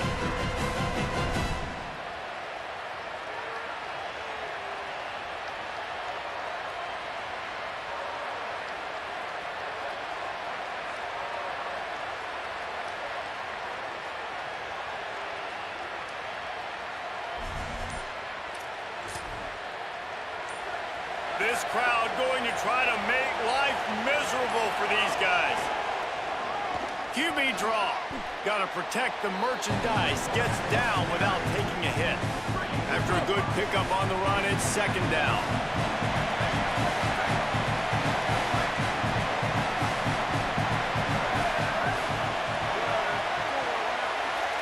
The offense changing the play. Run inside. It's Jackson. Breaks into the open.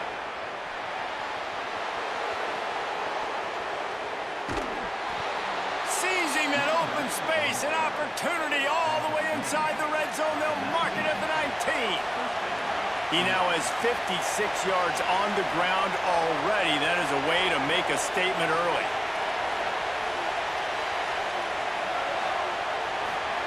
Say it. He'll take a shot. Knocked away, incomplete in the end zone. And I see what the quarterback saw. He saw man-to-man coverage on the outside. Give my guy a chance to win. But the DB won. Great job staying glued to the wide receiver, seeing the ball when it's coming, and batting it down. You get the completion, and now you set up a manageable third down situation in the red zone. This is a huge down in distance in this game. Not a lot of ground to cover and not much to defend. A big third down in the red zone.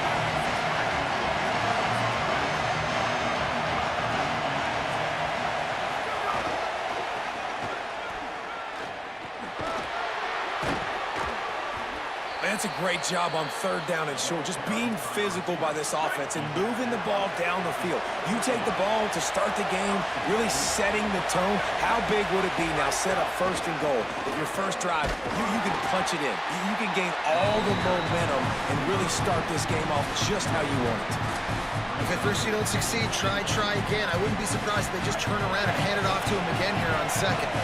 They're lining up in the Wildcat. Let's see what they have dialed up for this one.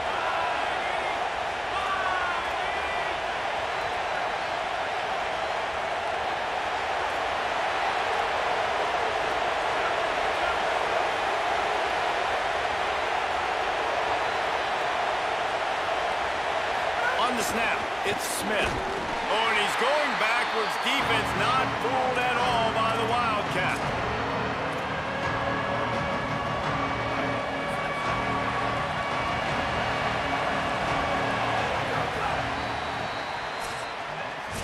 Defense has dominated the early part of this game, and the stats point that out emphatically.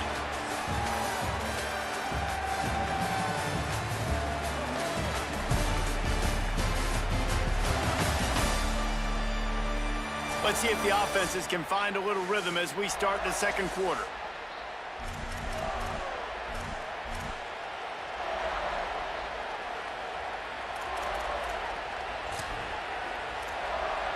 They'll try to open the quarter by cashing in on this big opportunity deep in the red zone.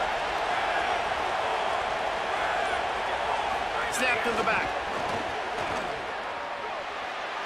He'll be forced out of bounds after a nice pickup on the run. And I love the defense here, playing downhill, playing fast, understanding it's third and goal. I don't have as much space behind me. I can be more aggressive on that touch pass. They come up, they set the edge, they make the big tackle. The Gators are going to call their first timeout.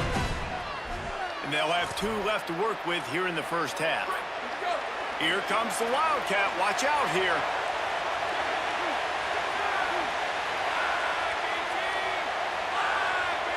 Direct snap. It's Smith. Touchdown, Buckeyes! They grab the early lead. And And that's why this running back is so dangerous. It's not just handing him off the football, but he's a weapon in the passing game. You see his ability to catch it, turn upfield, make people miss, and find the end zone. And the extra point is good, and it's 7-0. So it's an 80-yard drive, and they finish it up with a 3-yard scoring toss.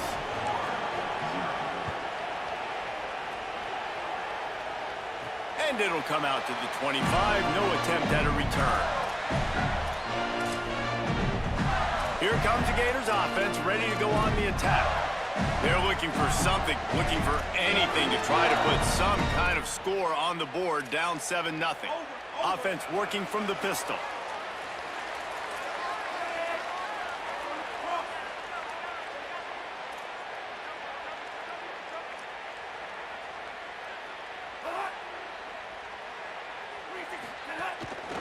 They'll start on the ground with Jaden Ball. Defense right there to stop him in his tracks, and they get nothing on that play. Got stuffed on first down. It's 2nd and 10. Motion from the wide receiver. Keeping it on the ground inside. It's Pryor. Oh, it's a fumble. Defense covering it up and not letting the offense get it back. It's a turnover. As a defender, you dream about those big hits. You work hard on it in practice, closing space, getting close, and just sticking that guy and causing the fumble. The Buckeyes roll that offense back out there. If you like old-fashioned, grind-it-up, run-over-'em football, that last touchdown drive was for you, Jesse. That was impressive, man. Great blocking up front and tough physical running by these ball carriers, David. And now you wonder how the defense responds. Like, are they going to get way more aggressive to try to stop the run? I got to do something to break the rhythm of that running game. A nice job by the QB there, timing out that drag throw. It's zone coverage, so he's got to make sure he gets it to his receiver in a window to allow him to catch the ball and then turn it upfield. And the Buckeyes want to pick up the tempo.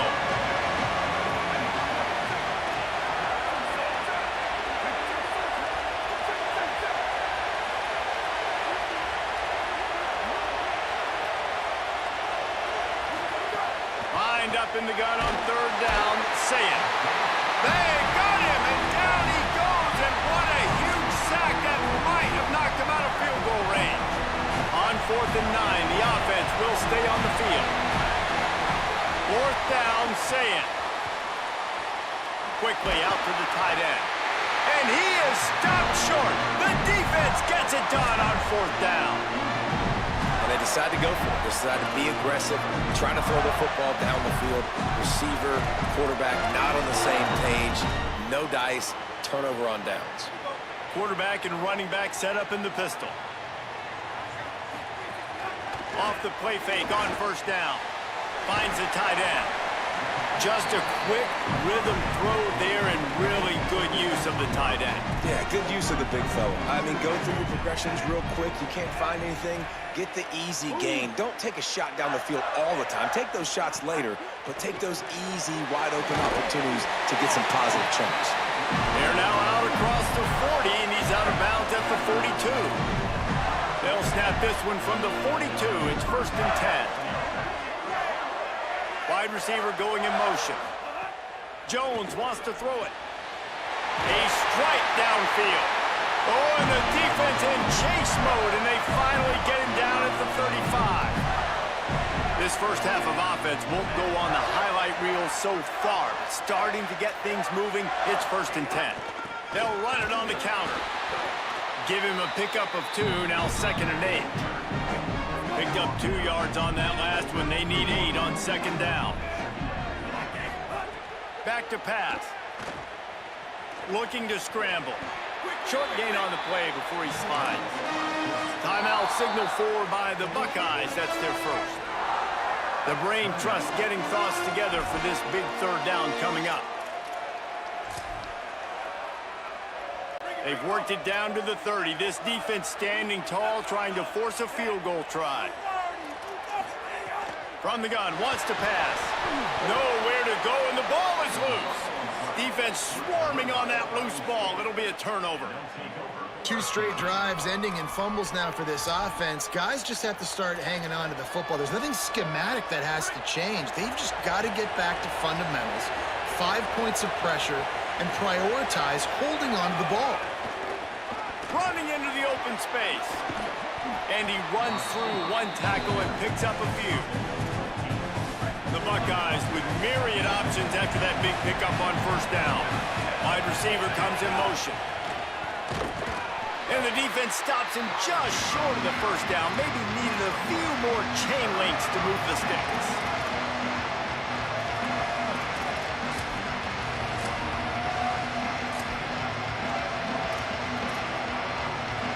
The noise is deafening, trying to make sure only the Gators get out of the swamp on third down. Moving out to the right. He's got him wide open. What a play there, and he rips off a big one all the way to the 16-yard line. Man, you could almost feel the quarterback's eyes getting big on that completion. I don't think even he could believe how wide open his target was.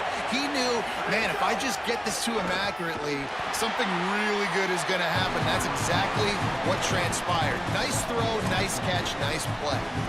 And that's a great job by the defense, understanding exactly the situation, understanding to stay home, play sound.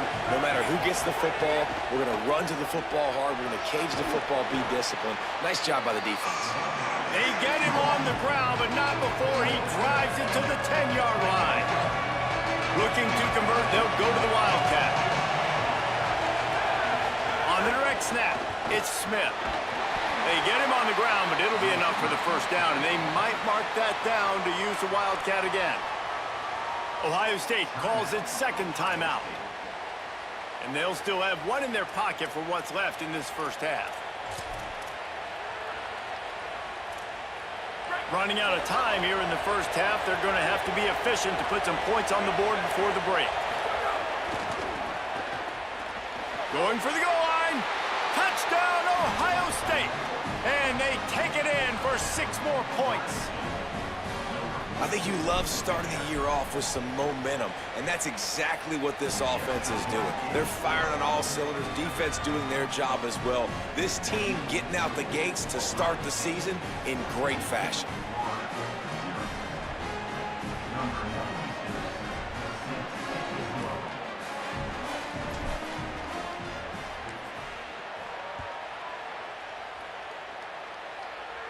And no chance at a return here. They'll start this drive at their own 25.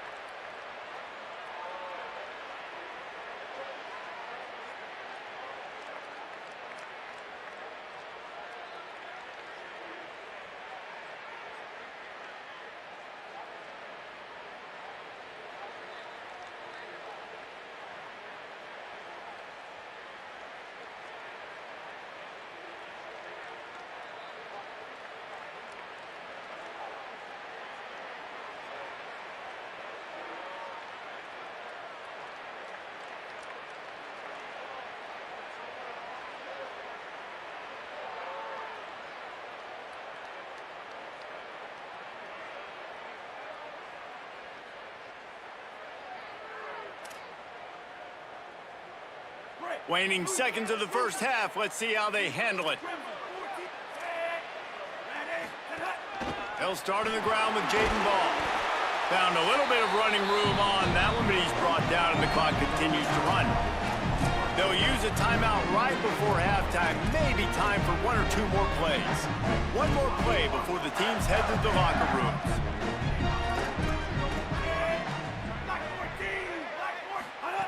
Jones to throw. He hurls one deep down the left side. He gave his receiver a chance, and it pays off. What a tremendous grab. As the Gators head for the locker room by the watchful eye of that bull Gator head. Let's check in with Kevin Connors at the half. Gentlemen, so much excitement around a brand new season, and we're excited to get you caught up on everything here in Week 1. We begin with Oklahoma taking on the UTEP Miners. And it's the Sooners off to the early 7-0 lead here in the first half in what's been a great defensive performance. And now we take a look at some of the other games going on around the nation on another wild day of college football. Now over to your game inside the swamp. It's hardly a secret what this team wants to do. They want to feed the beast, let him run it, and control the line of scrimmage. Ground and pound, and continue to add to this lead in the second half. And with that, let's send it back to our men in the swamp.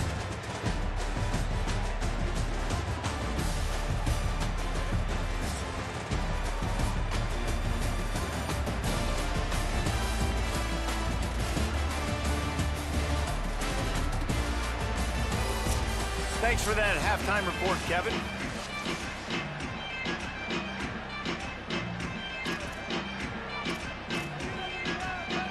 Just about set to get this second half underway.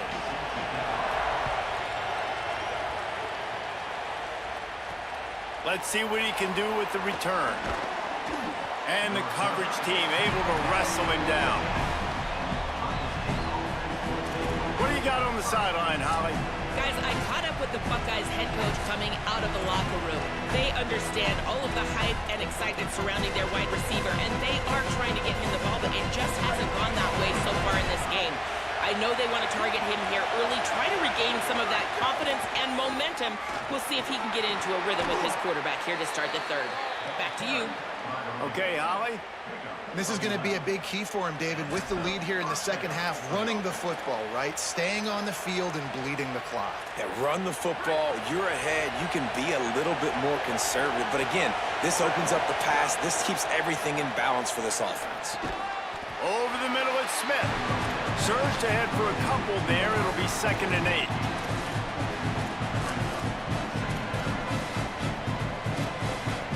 Short completion on first down, and here comes 2nd and 8.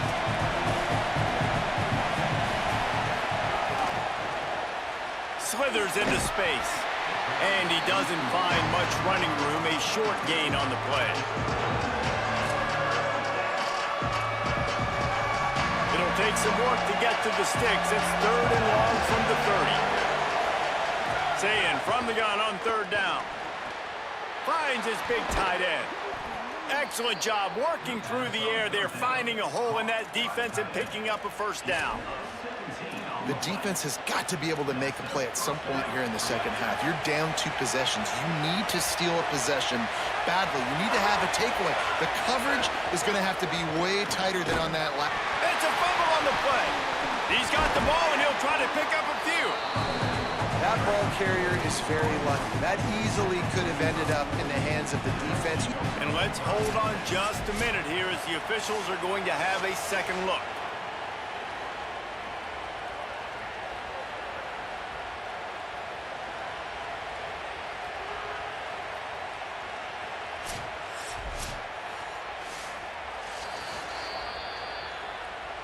And you know the standard is indisputable video evidence, and the officials will change the call.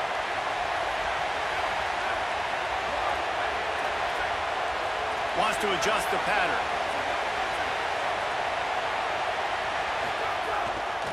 They go right back to it. And they're able to shove him to the turf as they stop him for a short gain. And, man, the big fellas up front, they don't get a lot of credit. They don't get talked about a lot unless it's negative, but they're the big component, man. They've got to get some push, to get some running lanes, get this running game going. They're the ones that make it go.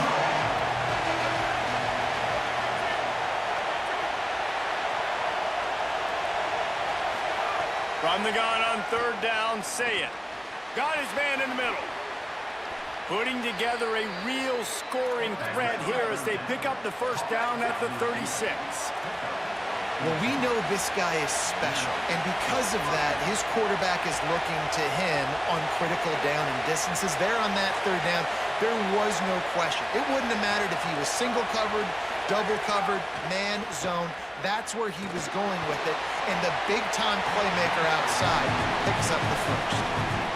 Just couldn't find an open man. He'll get rid of it, and it'll be second down.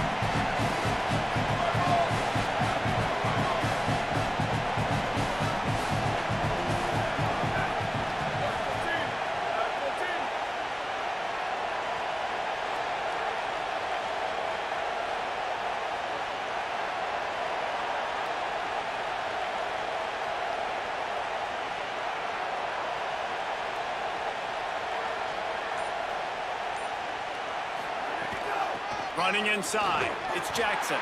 Had to work to pick up 3 down to the 33-yard line.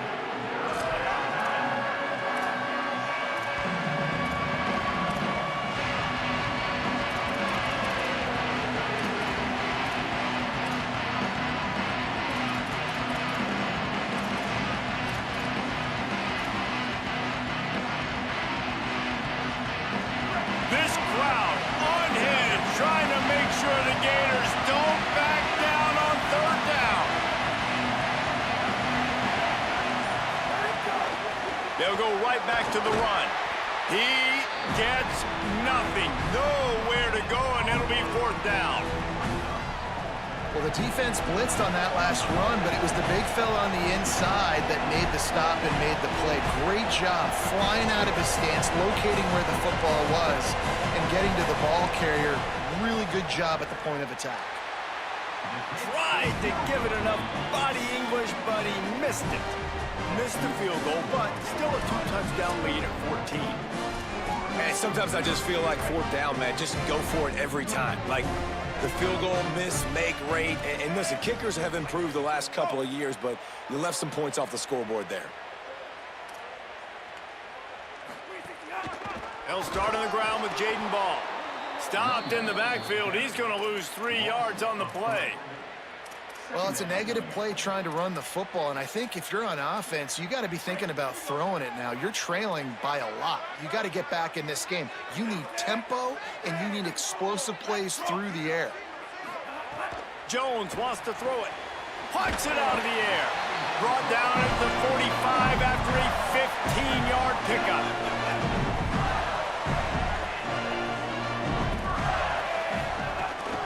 The play fake on first down, wants to throw.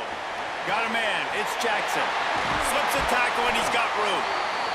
They get him down, and that'll be the final play of the third period. Well, guys, Ohio State has the lead here, and they are starting to pull away as we come to the end of the third quarter. Let's take a look at how we got here.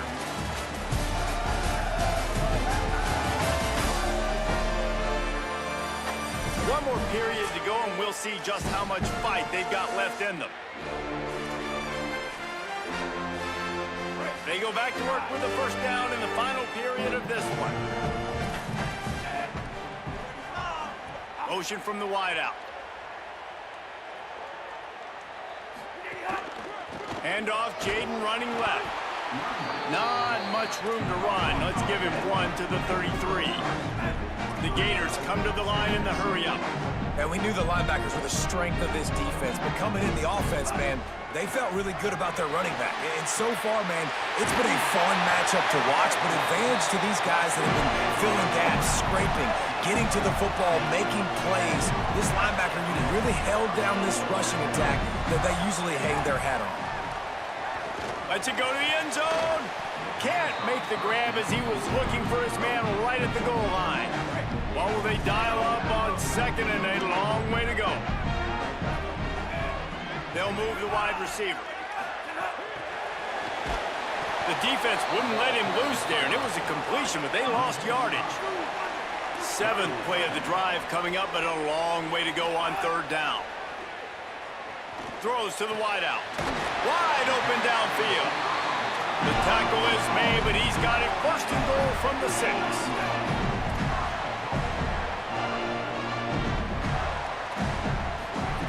Jones to throw. Zings it complete to the right. Got the completion, but nowhere to go as that defense reacted quickly. Gonna look downfield again. Here comes the heat. It's complete. Several defenders get an assist on that tackle. And they'll try to bite a chunk out of this lead on 3rd and goal. From the gun, wants to pass. Here's the pressure. Pressure in his face, and he lets it fly. And they'll miss the connection here on 3rd down. And look at the quarterback, look at the players on offense. They're over looking at the sidelines, begging to stay on the field and try and score this touchdown. They've been on the field for so many plays, for so long. When you've done all that work, you want to capitalize and you want to score. And it'll be intercepted in the end zone. He's knocked down, but what a play to come up with the interception. This is a beautiful situation for the defense. When you're up by 2+ scores and you're in this situation, you know exactly what is coming. It's going to be a pass. They have to because the clock is their enemy. Great job playing pass, forcing the interception, almost putting the nail in the coffin. He'll off one deep down the left side. And it goes through his hands. Oh, he had an explosive play right there for the taking, but couldn't reel it in. We've seen this offense click and hum, and it's not clicking. And something's a little bit off. And I like the deep shot down the field. At least it wasn't an interception, but they got to find a way in this to manufacture some 1st downs and some passing yards because everything's been difficult today. Quarterback making adjustments. They'll keep it on the ground to keep this clock moving. Got a little grass. Brought down at the 31 after a pickup of 10 yards on that one. Timeout called here on defense, so they'll have a couple remaining in addition to the 2-minute stoppage to try to maximize time and get the football back.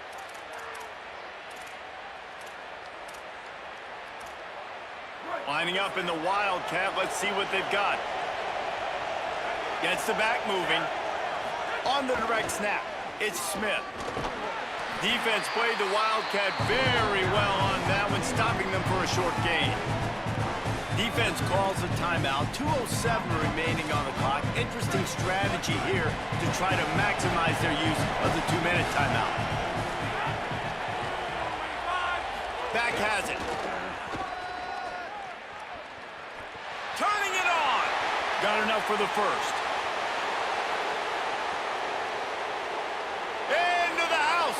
Touchdown, Buckeye! Well, these players came together. I've been so impressed, not just by the talent, but also by their composure. Handling this kind of environment in the 1st game of the season, this says a lot about the leadership in that locker room.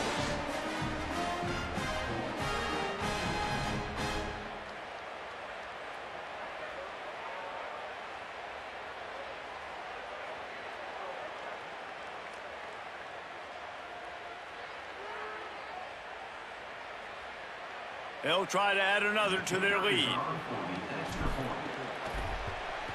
And the extra point splits the uprights, and they're up a full 3 touchdowns, a 21-point cushion in the 4th.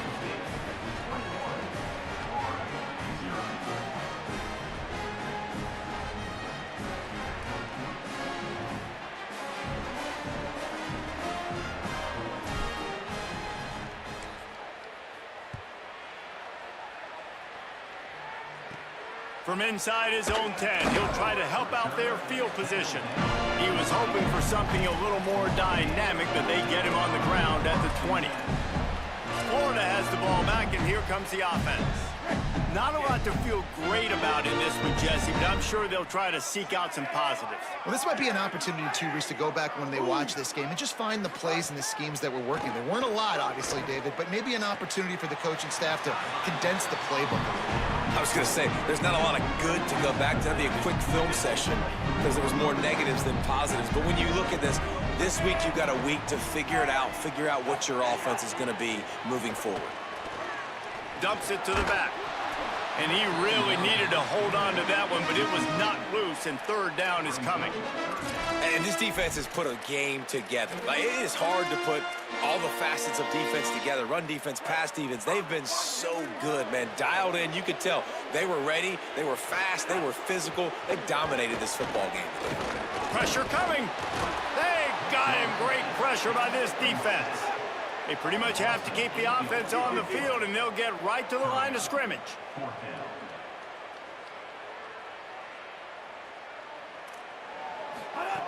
On fourth down, they'll throw for it. Looking to the big tight end. Oh, he dropped it. Just didn't look it all the way in, and they'll turn it over on downs. And they are stopped on fourth down. That decision will be questioned. Holly, what update do you have for it? Here on Ohio State's sideline, it is still very energetic and electric. Here's a look. Got some room, headed to the goal line. Touchdown, Buckeyes! And they add 6 more to the board with that trip to the house. And the second half looking a lot like the first half, and this lead continues to build. How about the rhythm of this offense? They are showing you a little bit of everything. What they worked on in the offseason has been right on point, and game one going exactly how they scripted it. And the returner will be knocked down. The Gators sending the offense back to work. This offense has pretty much been stuck in the mud the entire game. It's been a frustrating performance, Jesse. Yeah, and listen, you can't be hanging your head just yet. This game's not over, and this coaching staff is still evaluating their players. So if you're on the field right now, you've got to finish this game. You've got to try to prove something to them. Well, the game is over, to be clear. They're not coming back. But I hear what you're saying. Keep fighting. Keep showing your coaches it matters. And maybe find something positive here late that you can build on for the weeks to come.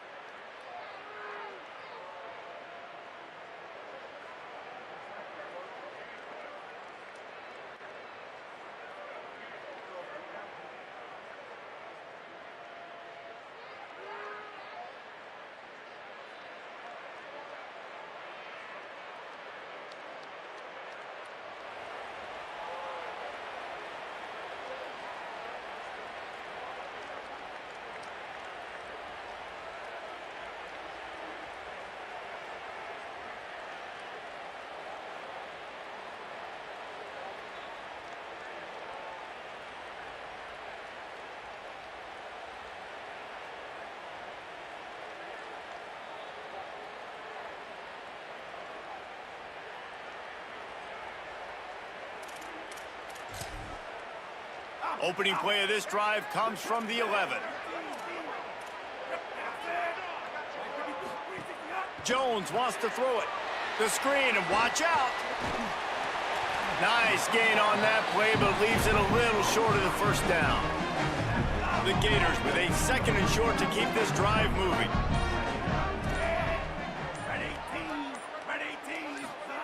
Looking to fire. Quick screen to the speedster out wide. Gets it out to the 22-yard line, and that'll be enough for the first down. New set of downs after the completion. Black 14, black 14. I know both of these teams were ranked, guys, but it really seemed as if they weren't on the same level in this game. I think that was a pretty good statement game for these guys. I mean, you're ranked higher, you're more talented. A lot of people point to this game, possible upset, two really good teams. Jesse, they made it clear. There's only one really good team. It was them. They were the favorite, and they just made a point of it. You're right. Not all ranked teams are created equal. One of these teams is a college football playoff contender. The other simply is not. And that demonstrated itself today. The higher-ranked team is a team with national championship aspirations. They've got so much talent. They look good today. That's going to do it for us here. For David Pollack, Jesse Palmer, and Holly Rowe, I'm Reese Davis. This has been a presentation of EA Sports College Football.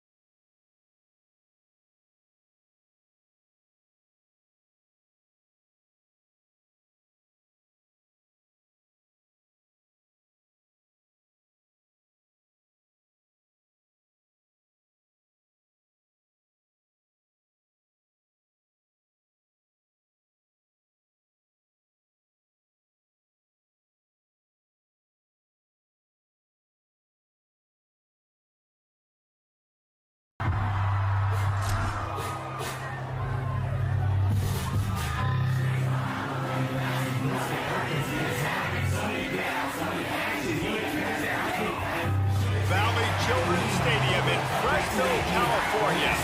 Today, a Golden State clash as two teams from the state of California try to claim some bragging rights.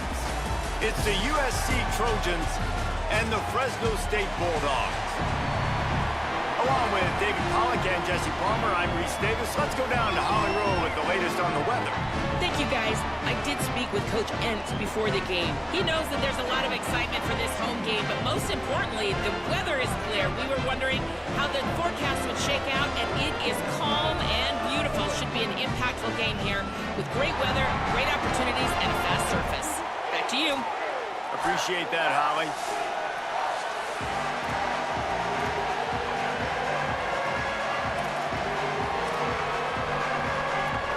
Bulldogs kickoff unit is ready to go, and so are we to start this season.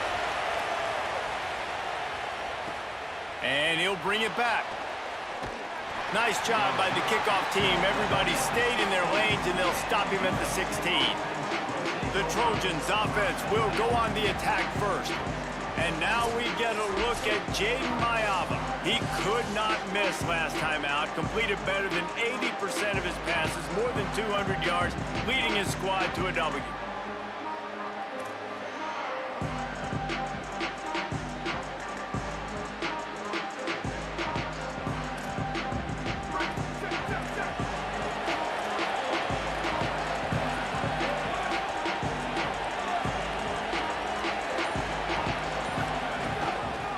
Inside, it's Jordan. They knock him down, but not before he gets it out to the 21-yard line. Pick up a 4. The Trojans want to move quickly. Well, when we're talking USC offense, it all starts with Mayava at quarterback. We get that. But, David, we also know they've got to have balance. One thing Lincoln Riley has always done, no matter where he's been coaching offense, is making sure that they can run the football as well. The Trojans always recruit well at that position.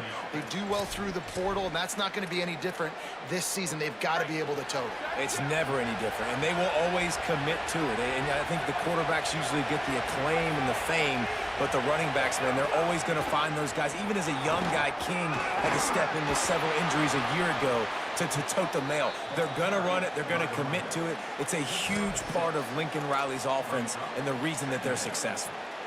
It's got to feel good as an offense knowing that early in the drive you can turn around, hand it off, get a push up front, and go get positive yardage. Got 6 on first down. Now a lot of options on 2nd and 4.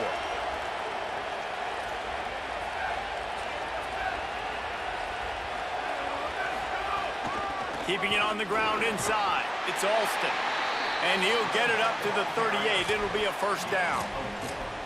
For all of the star quality that USC has been built on, good offensive line, strong running game has always been a hallmark. No doubt about it. I think they're built on, the passing game and explosive playmakers out wide, but they've always had that balance at USC.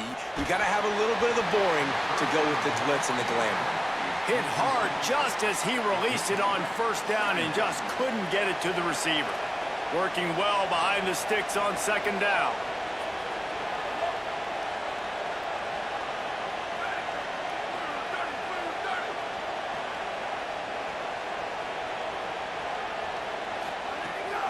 They'll run it from the gun.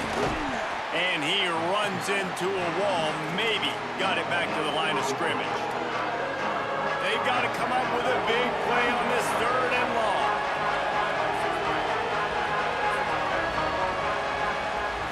Looking for a man. It's Mayava. They'll run the screen. Good effort, but he's going to come up a little bit short. It'll be 4th down and 1. They're getting to the line quickly and staying out there on 4th down. They'll run for it. He's not going to get there. The defense getting penetration and stopping him behind the line. So the Fresno State Bulldogs offense gets to come out for its first possession of the game.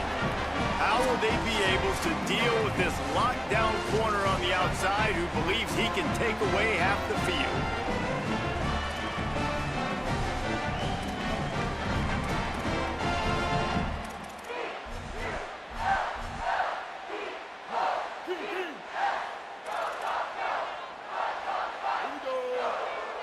Motion from the wide receiver.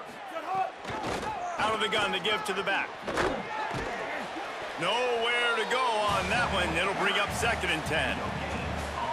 And just a great job by the defense being stout, right? That's your job. Be stout up front, stuff in the run play, make them get in more passing situations, but do not let them run the football. That's 101. Stop the run first. They got nothing on the last play. It's 2nd and 10. Back to pass. Oh, they're after him. Snagged out of the air. They are on the move down to the 32, and they pick up another first down. Last completion moved the sticks, and let's see if they try it again. And the physical play there forces the incompletion on first down. Plenty of distance between them and the sticks here on 2nd down. They'll run the option. He'll keep it on 2nd down. And they'll stop him just short of the first down, just inches away from moving the sticks. And we talked to the coaches coming in, right? Like, they knew they were going to see the option. But the speed is so much faster in the game, and the offense does a really good job getting it to the pitch man pretty quickly, making that read and making a play early in this football game. That will be enough to move the chains and give them a first down in the red zone at the 14. 3rd and short, and I guess the only thing they really took out of play in the shotgun was the quarterback sneak. Yeah, and that's kind of what I like to do, Reese. I mean, 3rd and inches, I want to run the quarterback sneak, run the football, but this team fully comfortable throwing the football, and you see why. Easy pitch, easy catch, first down. And the Bulldogs with a long way to go after the loss on the last play. Shoots it to the left. He is lucky to get that one back, and the last thing you want is to turn it over on your opening drive. It'll be 3rd and long.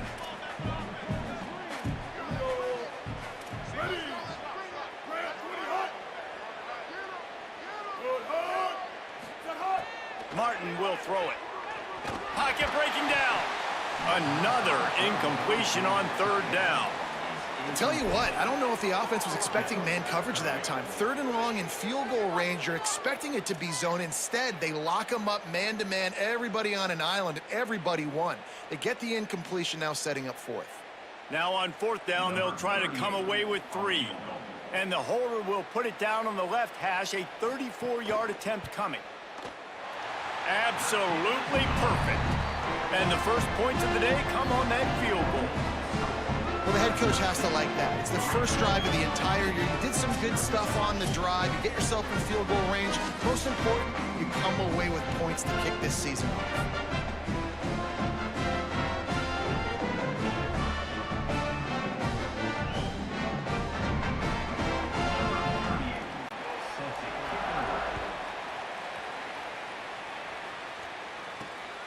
He'll bring it out. It's Lockhart. And a really nice job by the kick team to get down there and make sure they limit that return. Here comes the Trojan offense ready to go on the attack. Both of these defenses a little bend, but not breaking in clutch situations, David. It's always exciting when you can go for it on 4th down and you know your defense will make a stand. They held them to a field goal, Jesse. It's a pretty good job by that defense. It is. So if I'm this coaching staff, don't deviate from the game plan here. Go back to doing what you want to do and get established in this game. And he avoids the hit and slides after the short gain. And it's not sexy, and it's not these long plays all the time. But this QB does such a good job of picking up 4 to 5 and making it.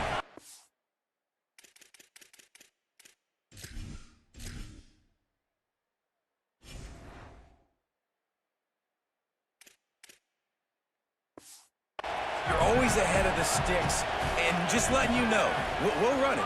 We'll take advantage of this guy's speed, and we're going to make you defend him throughout this football game. He wants to change this route. That's the end of the quarter, guys, and Fresno State is on top. Let's take a peek at the numbers so far.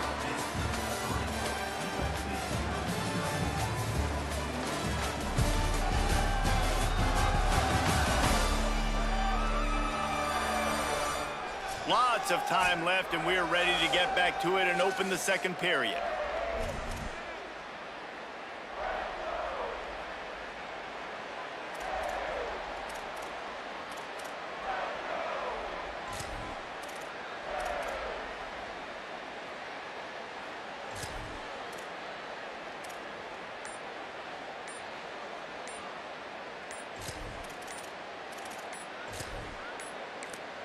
The Trojans use their first timeout.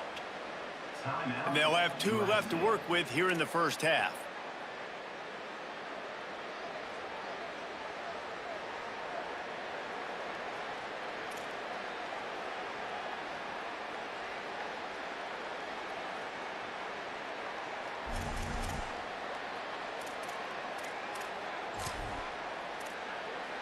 First play of the period will be a second down. On the direct snap, it's Jordan. Could be an alley. They might go back to that one in a big spot as they pick up the first down out of the Wildcat. I love the idea, and I love just finding ways to get your best players out in the open field. This pre-snap motion and using it to their advantage on that last play, I think that was a nice call. They'll leave it with the lone back. Makes one man miss. Defense not budging. He's still able to get 2 to the 29.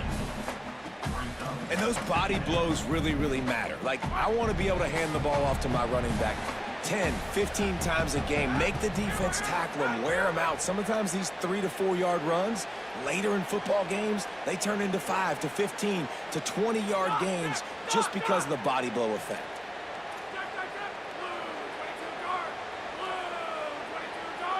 To throw, it's Heward. Finds his back in the middle. He's got enough for the first down. They'll spot it at the 37. One of the things you love about this running back is not only can he run between the tackles, but he's also a weapon in this offense catching the football. And the Trojans are marching down the field.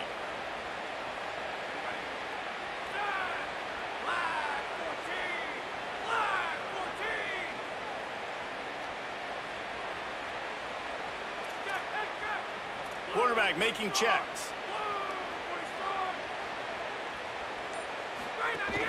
Running inside. It's Jordan. Oh, he's got some space.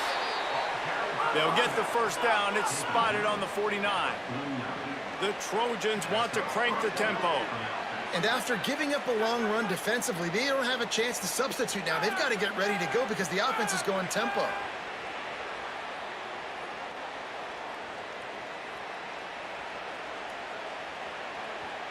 Whistle blows, and this is the 2-minute timeout, and these guys have a chance to take the lead before halftime.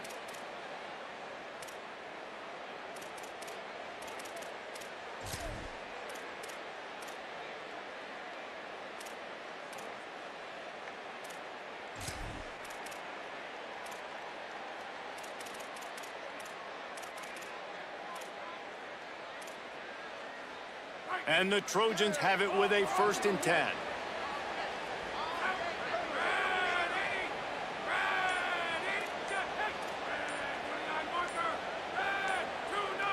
Someone not clear on the snap count. It'll be a false start, and they'll move it back.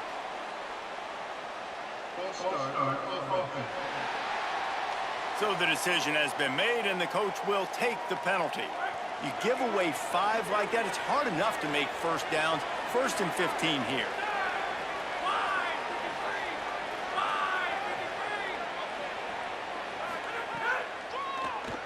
Keeps it on the draw.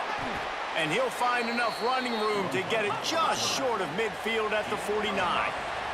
Quick tempo, no huddle offense. 2nd down, clock's running. I like this idea by the offense going hurry up here. You just had a very nice run. Let's get back up to the line of scrimmage and go fast. Williams trying to make magic on the scramble. Slides past the sticks, and he converts on 2nd and long. Great awareness on the scramble. It's a first down. They'll stop the clock to reset the chains. Offense up tempo. Nice job by the QB, sitting back in the pocket. You can tell he wants to throw the football, go through his progressions.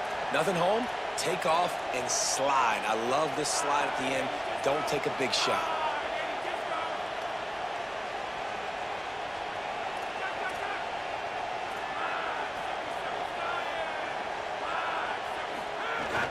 The run inside. It's Jordan.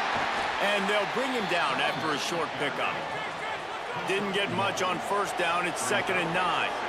Defense came into this one knowing they were going to see some tempo. They've got to get the call from the sidelines, get it communicated, get lined up. Williams will pass. Fires to the tight end. And he goes down after making the grab. Picked up a few, but he's still short of the first down marker. Third down from the gun, Williams. Got his man on the right.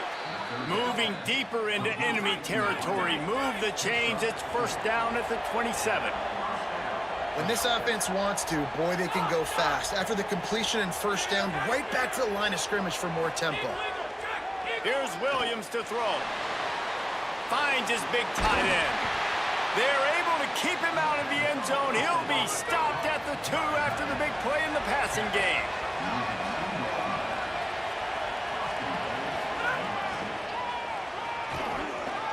And he'll race it to the house.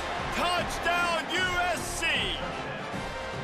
Coaches talk all the time about finishing halves. Man, that is perfect execution down the stretch. Take the lead, take most of the clock, and you get the ball coming out. Way to close this first half. Great execution.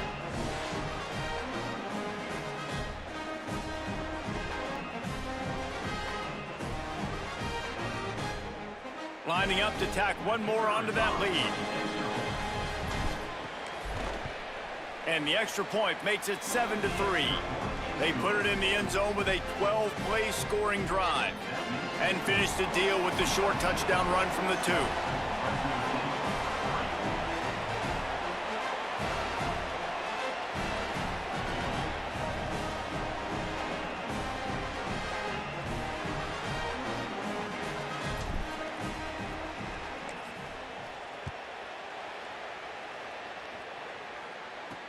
On the move from inside his 5.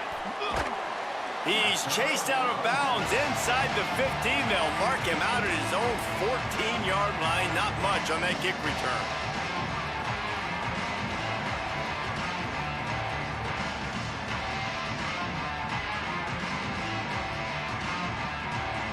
Inside 30 seconds to play in the half. We'll see how aggressive they are on this drive. Out of the shotgun, they go to the ground. Got enough for the first. We've got a timeout in the waning seconds of the half. Maybe a chance to get off a couple more plays.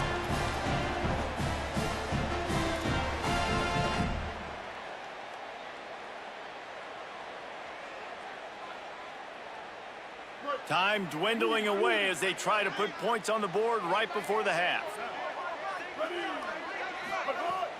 Wants to throw on first down off the play fake. He's going to take a shot. Pulls it in down the sideline. And he was on his way. Gets it all the way to the 38. As we close in on halftime, a timeout is taken here.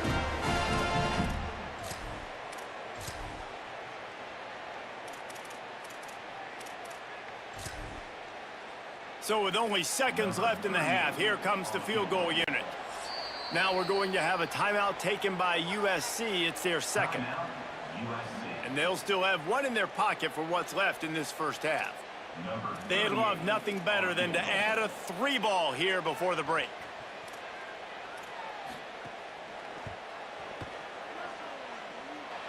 And it's no good. And it is still a 4-point deficit. And we are headed to halftime. Both squads headed into the locker room to make some adjustments. Gives us an opportunity to check in with Kevin Connors in our EA Sports College Football Studio Update. Gentlemen, so much excitement around a brand new season, and we're excited to get you caught up on everything here in Week 1. We start with a look at Ohio State taking on the number 25 team, the Florida Gators. And it's the Buckeyes with a gritty victory away from home. This team prepared well all week, and they'll enjoy the fruits of their labor, pushing them to 1-0 on the short season. Here now, some other games you may have interest in, and social media has some sharp opinions about the state of things right now. Now over to your game in Fresno. Back and forth we've gone so far, and these numbers, it's funny, third down conversions don't always tell the story. Maybe staying out of those situations in the second half is the safest pathway to victory. And with that, let's send it back to the guys inside Valley Children's Stadium.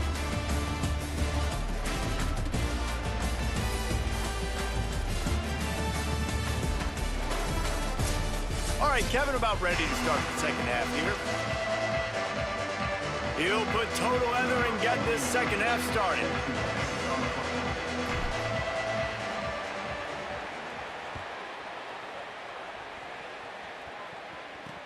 He'll bring it back looking for help. He'll be stopped short of the 20-yard line on the return. They'll mark him at the 19. Here comes the Fresno State offense onto the field. They start this third quarter one-possession game and hoping to get an early drive going. This offense is ready, and they're ready to take the field here and see if they can get something established. They don't have to change everything and reinvent the wheel. They've had some successes in the first half, so let's get that continued here on the opening drive. Yeah, and I love getting that break at half to go talk with my coaches and pick my offensive coordinator's brain so I know exactly what I need to do to attack this defense, and I get ball first. Nice move there. Building momentum, picking up a chunk of yardage, moving the chains out to the 34. And that's a welcome sight for this offense, man. They really struggled to run the football in the first half. And I promise you, at halftime, in the locker room, first drive, guys, we got to come out, own the line of scrimmage, get the run game going, and that's exactly how they start this half. They can rely on this guy to pick up solid yardage when they need it, and he's out to the 43. The big pickup on first down leaves them with 2nd and 1. The secondary walks up on the line, showing press coverage. Got a man, it's McClain.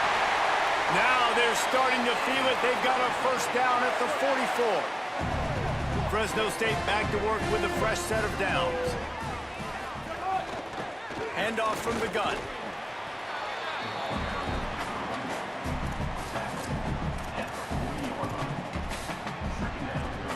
Let's see what they've got on 2nd down.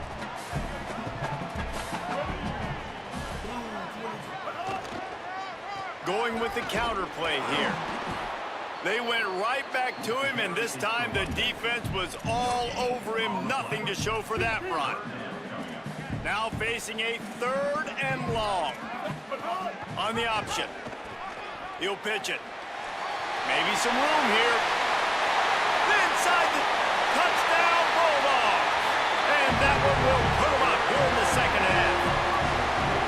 What I like about this running back is he can do it different ways. He can hurt you running between the tackles. He's got great vision, but he's also got a lot of speed. And I love the fact that this offense can go option.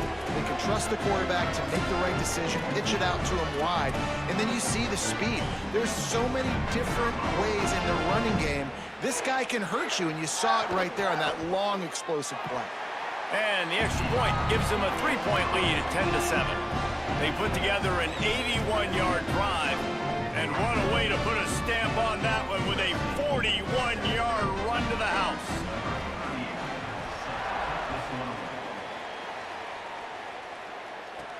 On the run from inside his own 5. Tackled and brought down right at the 20-yard line. Good coverage there. Here comes the USC offense to get this drive underway. So as soon as they step on the field here in the third quarter, they find themselves trailing, and now they'll try to answer with a score of their own.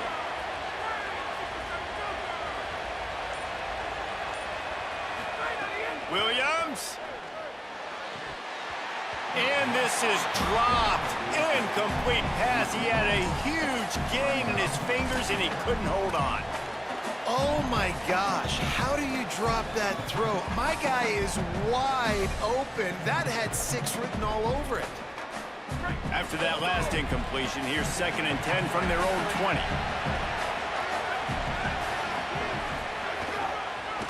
The hand to the running back. That is a big win for this defense as they were right there as soon as he got the ball. I'll tell you, this defensive end, not only can he pass rush, but he can play the run as well. You see him beat the offensive lineman there trying to block him and get in the backfield to make that tackle for loss. That was impressive. Not exactly the ideal situation for this offense. 3rd and long, backed up inside their 20. Here's a heat. He took a hit as he threw it and couldn't deliver the football. It's incomplete and 4th down's coming. The Trojans will call on their punt team. Finally sending out a punter in this one. Got to make sure they earn their letter.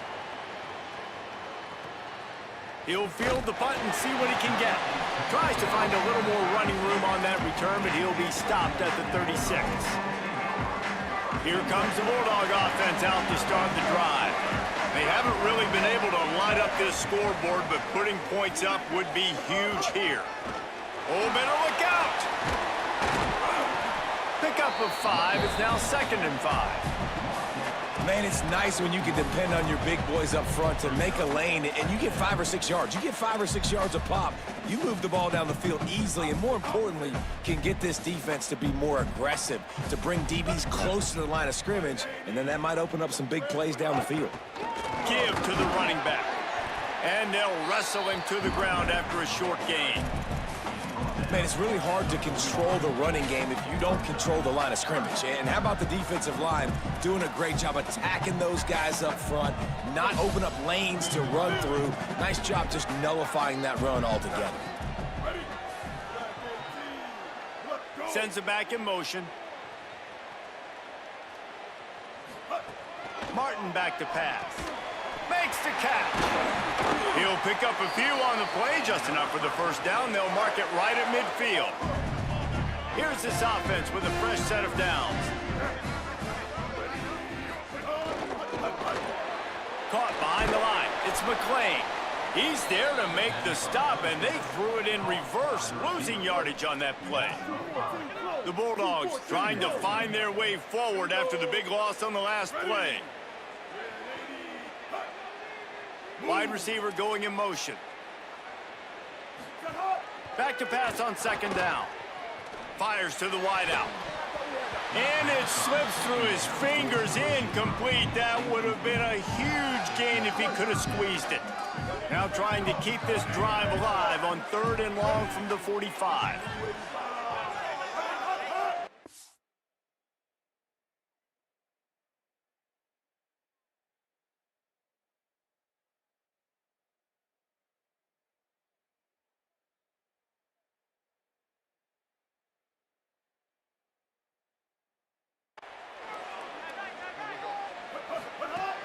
Looking to throw, and he needs a chunk play. And the quarterback runs out of time, and down he goes at the 38. Nice coverage on the back end. Great job. Nothing open right away. The QB holds the ball in the pocket, and the pass rush finally gets home. Sometimes it's the DBs doing great work. Sometimes it's the defensive lineman winning up front. And the ball hits at the 3 and gets into the end zone. It'll be a touchback. This Trojan offense is ready to go back to work. And points have been hard to come by in this one. They'll try to put together a drive. Keeping it on the ground with the single back. There he goes. And he goes out of bounds after coming up with positive yardage there. And the Trojans have a lot of options on 2nd and inches. Wide receiver comes in motion. They'll go right back to him. Makes a stop in the backfield. He'll lose 4.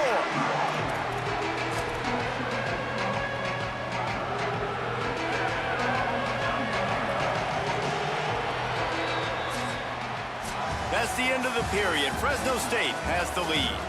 3 quarters are in the books. Time becomes a factor both in trying to hold the lead or cut into it as we take a look at the stats.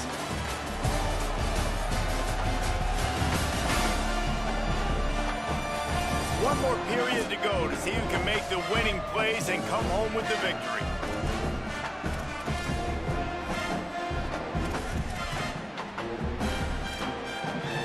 After swapping into the field, they gave him a little time to figure out how they'll open the final period here on 3rd down. Looking to pass. It's Mayava. It's complete on the right side. Still on his feet at the 45. And he'll run out of bounds, but a much-needed productive play in the passing game. And that's why if you're the offensive coordinator, you've got to find as many ways. First down here as we dive into the college football season, a Week 1 clash that has been worth every minute of it so far.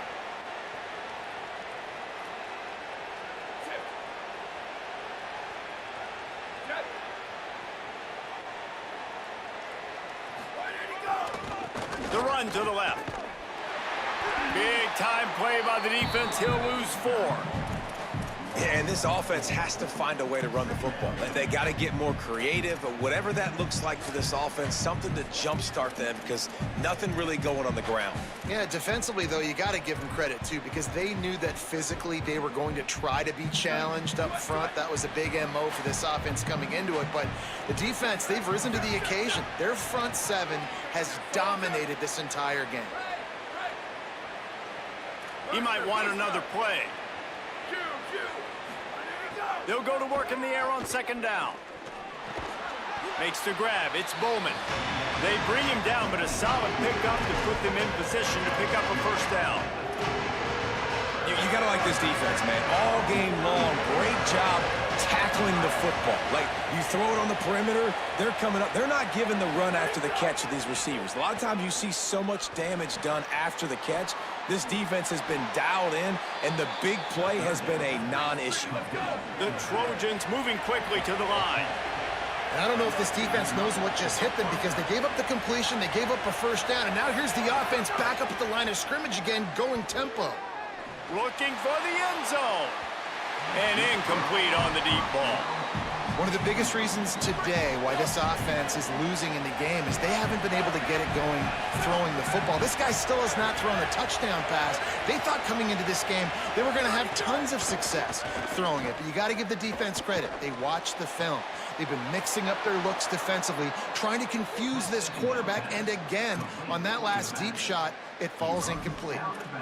And, man, this dude has been a weapon early in this football game. They just keep finding him. And the matchups are a problem. You want to put a linebacker on him, he's too fast for him. Continues to make catches, continues to chew up yards. You might want to think about putting a safety on him or somebody with a little bit more speed.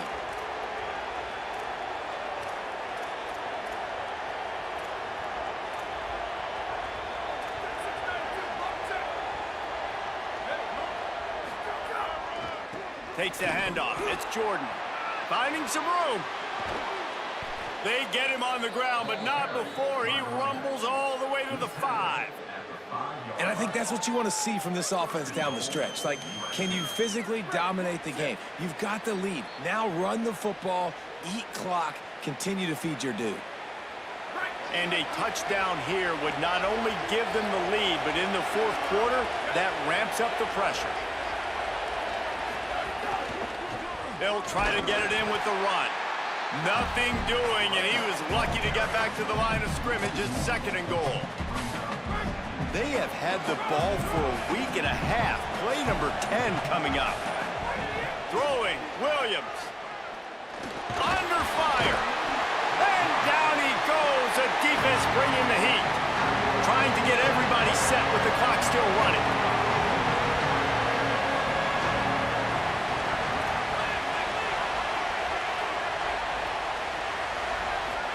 Lined up in the gun, Williams on 3rd down.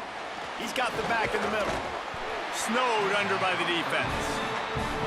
And that's a big stop by this defense. And now if you're the offense, I'm down by 3. I can tie this thing up in the fourth quarter. Kick that field goal. Trailing and getting deep in the game. They'll go for it here on 4th and goal. Williams to throw for it on 4th. Going for 6. Touchdown, Trojans. They've got the lead here in the 4th. And how about this QB coming up clutch in a big moment? Gotta have it. You've dreamed about it your whole life. He puts the ball on the money. They make the catch, take the lead with seconds remaining on the clock.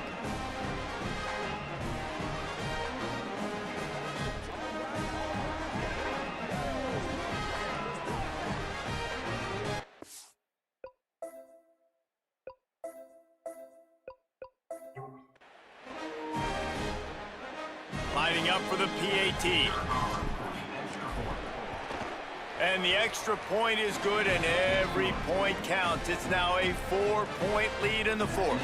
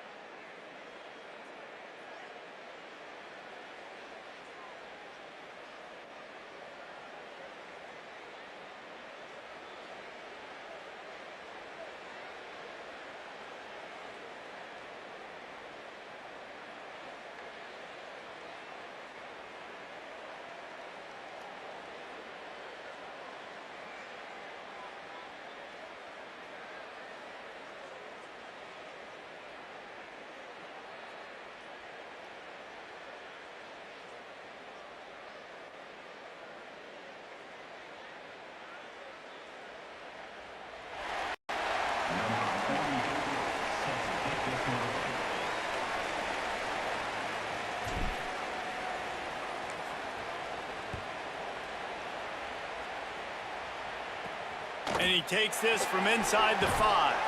They'll corral him and get him down at the 17-yard line on the return.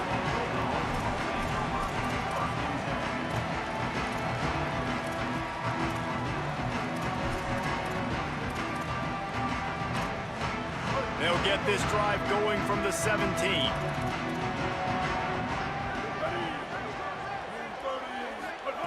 Martin will throw it. Fires to the right. That one will be incomplete, and we are down to 10 seconds to go. Well, this offense hasn't had a ton of success today. It's because I think of some of the issues in the passing game. They've never had the rhythm.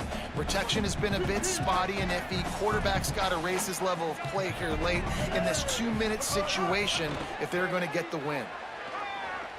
He's taking a deep shot late in the game. Pass falls incomplete, and there are still 3 seconds left. And, man, I love safeties that play with great vision in the back end, right? They're the safety for a reason. They're the back line of defense 99% of the time, and I love how he sees the ball, he breaks on it. This defense, they have an opportunity to finish this game. They've played well all game long. Now finish the deal. And it slips through his fingers, incomplete. That would have been a huge game if he could have held on. The old coaching cliche, go 1-0 every week, and for the first week, they get it done. Yeah, great start to the season. That's what you want. You want to come out, find a way to win. Was it perfect? Absolutely not. You're going to find things to work on throughout the season, but 1-0, that's where you want it to be. And I think if you're the coaching staff of this winning team, you've got to like what you've just seen. First game of the year, there was tremendous effort on the field. Guys flying around, flying to the football, trying to make the plays necessary to win this game. He's definitely made a few mistakes, but that's what practice is for. But if you're the coaching staff, I think you're very, very positive right now moving forward. This has been a presentation of EA Sports College Football. For David Pollack, Jesse Palmer, and Holly Rowe, I'm Reese Davis, saying goodbye, everybody.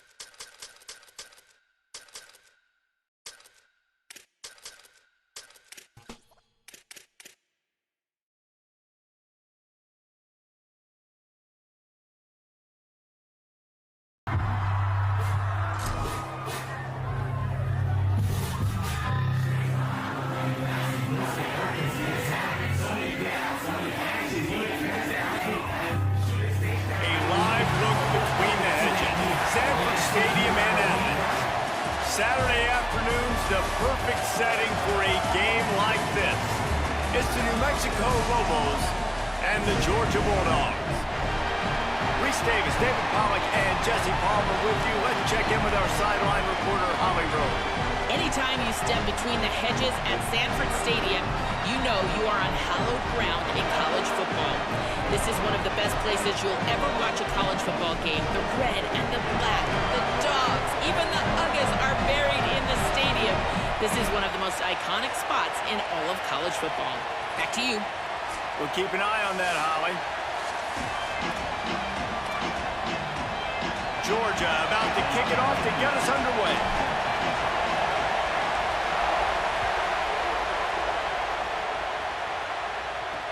He'll start the return inside his 5.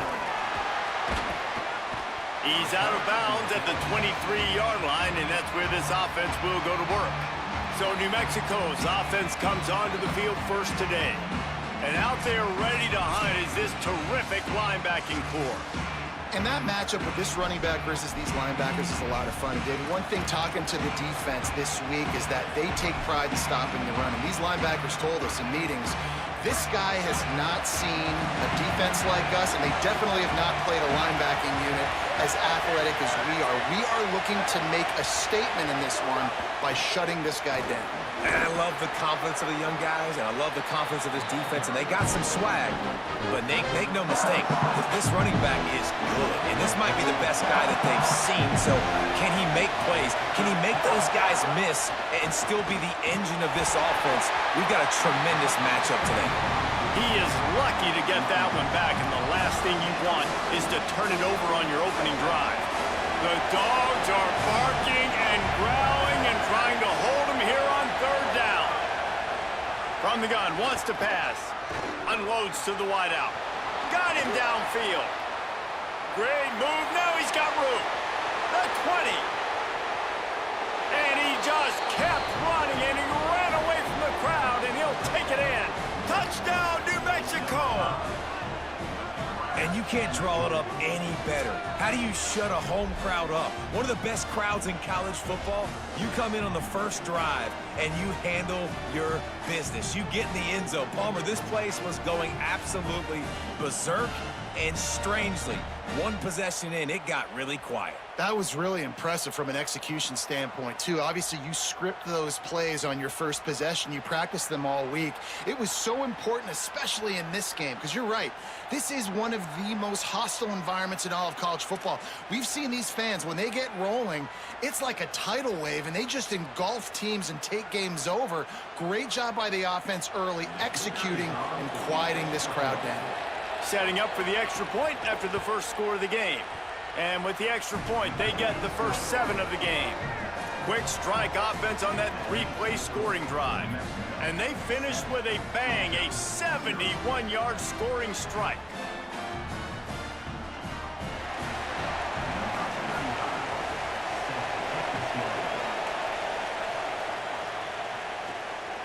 He'll bring it out. It's Phillips.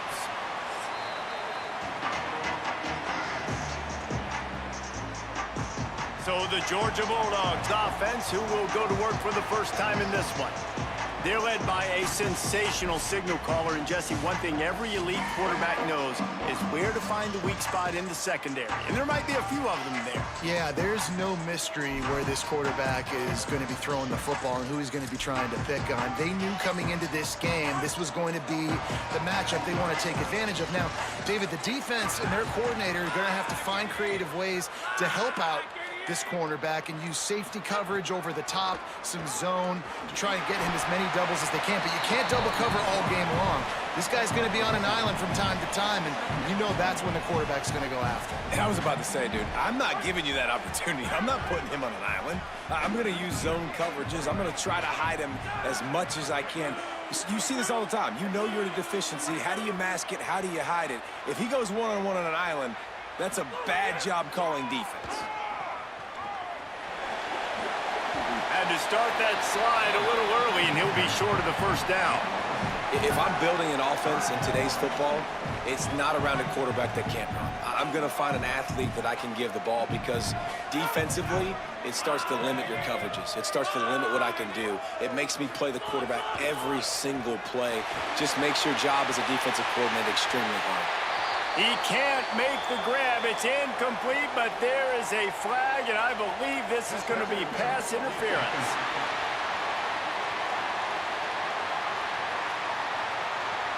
And the defender just way too handsy on that last play. You could see all the contact as the ball was in the air. He simply can't do it, and the referee's caught it.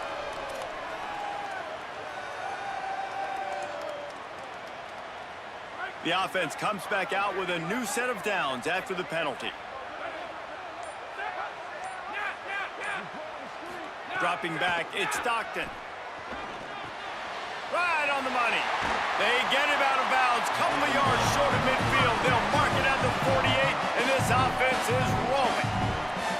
And that's why, as a former quarterback, man, I love these drag routes, because if you get the right coverage and it's man-to-man and someone gets picked or can't keep up with your receiver, you just put it out nicely in front of them, they're going to make the catch, and they're going to take it a long way. Really great execution. Nice job by the receiver creating separation, and beautiful throw out in front of the target. Georgia ready to dial it up on another first down. Wants to throw it again. Escapes the pressure to his right.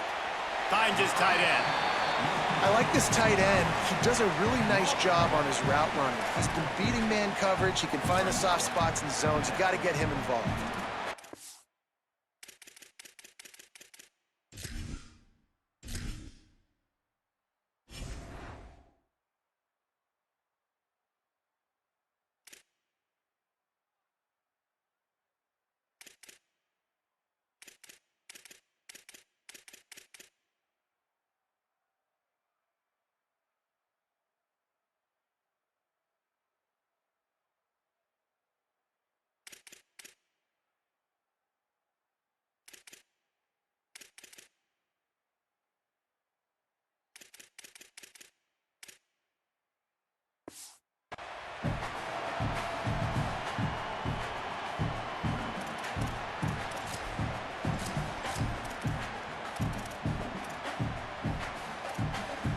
Plenty of work to do here on 2nd and long.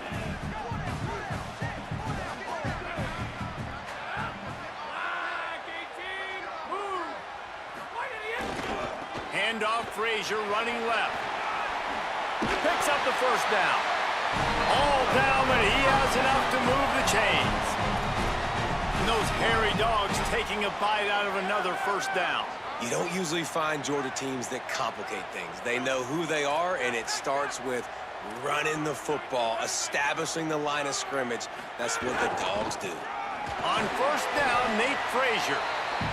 Well, it feels like each and every year when you talk Georgia and their ability running the football, they are about as deep at that position in running back as anybody in college football. You look to last year, David, it felt like every game there was 5 or 6 guys. It was Nate Frazier and 4 other dudes all getting it done. They recruit so well at that position. They bring in fresh bodies. They wear defenses down. We expect that to be the same thing this year. They do, but I tell you what, man, the highlighter to me, the top guy is Nate Frazier. And them keeping him this offseason, there was a lot of people that were trying to make him a very rich man. And I'm not saying he's not a rich man at Georgia, but, like, he is the superstar. He's got great feet. You saw him take next steps after his freshman year. And this guy really has dynamic quickness.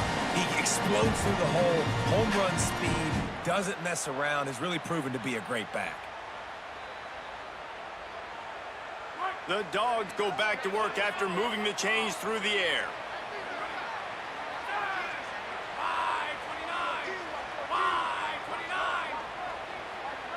To the air, it's Stockton. Going for it all. And they won't be able to connect downfield, looking for a big-time play. And sometimes as a quarterback, man, you're sitting on that sideline and you watch the other guy go out and just deal, right? And put together a drive, score a touchdown, and you want to come out and you want to answer and you want to be aggressive. And sometimes you take shots, sometimes you force things. So I would recommend to him, just stay within the offense, take with the defense. Makes a grab and room to run. Out of bounds he goes. They'll mark it at the 16. Really nice job responding by the offense here. They watched the opponent go down the field and score a touchdown on that last drive, and you can see the quarterback there in the commercial break. He's telling his guys, let's go. We're going to go get this one. Everybody lock in. And that's what you're seeing on this drive. Doing a really, really nice job. They look confident. They're trying to score a touchdown themselves. That's the end of the period, and New Mexico has the lead. And we've reached the end of one. Before we move on, let's take a look at our stats so far.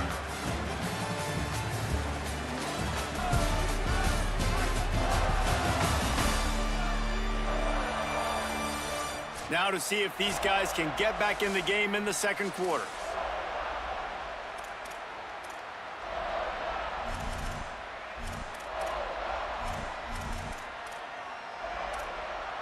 So they'll go back to work after changing into the field.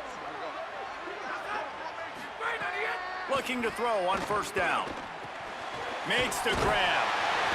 Good throw and catch. Takes it down to the 5 as the offense tries to cash in.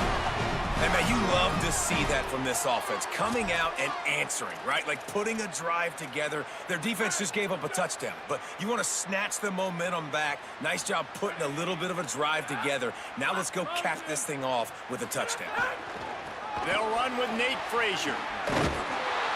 Tough to run it this deep in the red zone, and he found nothing at all that time. Great job by the defense. Everybody firing off the ball, hitting their guys, holding their gaps, running to the football, nowhere to go.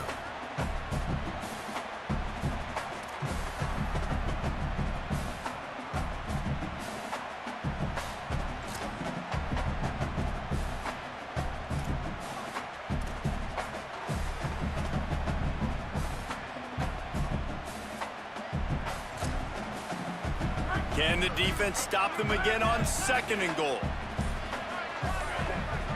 To the air, it's Stockton. Under fire. Flips it out on the screen. And he'll run out of bounds just short of the goal. I wanted to get it in, but couldn't quite get home. Nice job by the defense forcing the third and goal. You can't allow any run after catch in these situations. Play aggressive, play tight, and play physical. Tries it on the sneak. Did not get an inch. This defense digging in, and it's fourth and goal. Second quarter might not be gamble time, but inside the 3, Palmer, I've got the green light. I'm going for this. I am too, and you're essentially running a 2-point play here, right? You've got a play you've practiced all week long. That's the play you dial up right here. They'll unleash the Wildcat to keep this drive alive.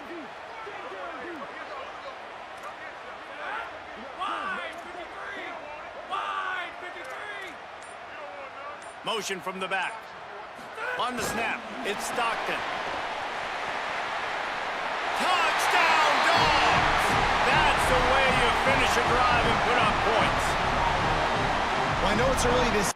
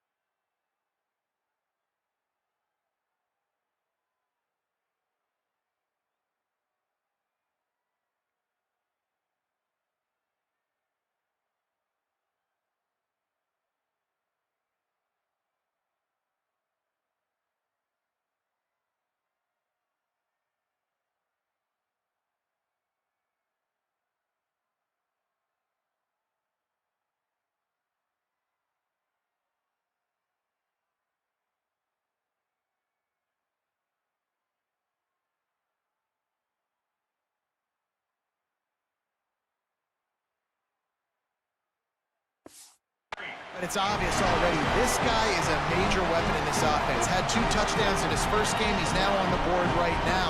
What a difference maker and a playmaker he's going to be this season for this offense.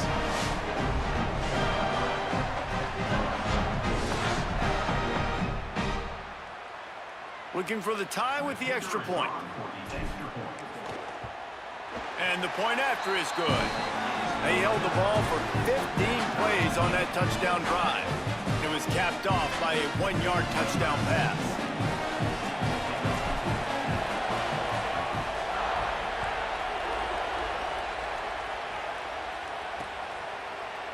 And he'll just take a knee, and this drive will start at the 25. Now New Mexico will go back to work on offense. They saw what happened on that last scoring drive, and now probably feeling a little bit of heat to answer.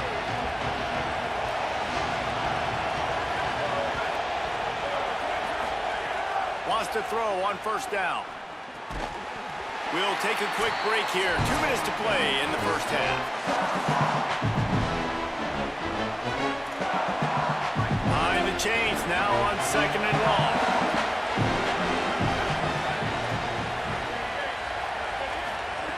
Misfired on the last play. They'll go back to the air. Gets it out quickly. They stop him almost immediately. Short gain there, and still a little ground cover to pick up the first. Out of the shotgun on 3rd down. Blasted as he lets it go. The sure hands, it's Miller. And they reacted well to the completion, but it was too late to keep him from getting the first down. Nice job by the quarterback, seeing the receiver come open, getting him the football, making the first down, and they like to do this. When they make a first down, they want to go fast. They want to crank up the tempo. Now, the offense wants to make sure everything's straightened out, and they call their first timeout. And with the clock stopped, they can get their thoughts together to call this play after picking up the first. It's complete to the right. Ripping off the huge gain down to the 17-yard line. Now, I think this receiver's forte is his route running. He's a guy that can line up all over the field, but it's not just catching post routes and goes. This guy can run shallows, he can run slants, he can run the option routes and find soft spots in the defense. This guy really has all the routes in his toolbox. And they make the stop, and this offense has it inside the 5, and they are threatening. The Lobos line it up with a 1st and goal.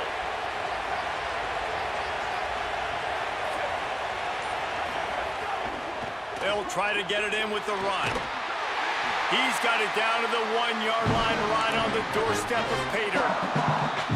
The Bulldogs will use their first timeout.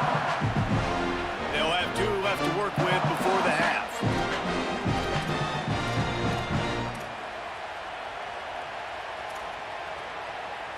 Looking for just 1 more yard. It's 2nd and goal. Expect some pressure coming from the blitz. Running play to the left here, looking for the end zone. Timeout on the field, and that's the 2nd call by Georgia. And they'll still have 1 in their pocket for what's left in this first half. A 3rd and goal, and this defense feeling energy from the crowd. Looking for the goal line. Touchdown, Lobos! And they take it in for 6 more points. And the offense breaks the tie, takes the lead, gains some momentum. How big is this, Palmer, now going into the half with the lead, with the momentum? Well, they break the tie, but they also break their confidence a little bit now. The opponent now has to go into the locker room probably down, and they're wondering, what adjustments do we have to make? What do we have to fix? Because we've got our work cut out for us in this game.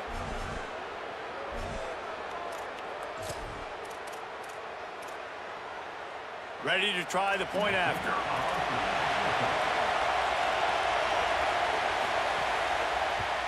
And the PAT gives them a 14-7 lead. So they put together a 9-play, 75-yard drive.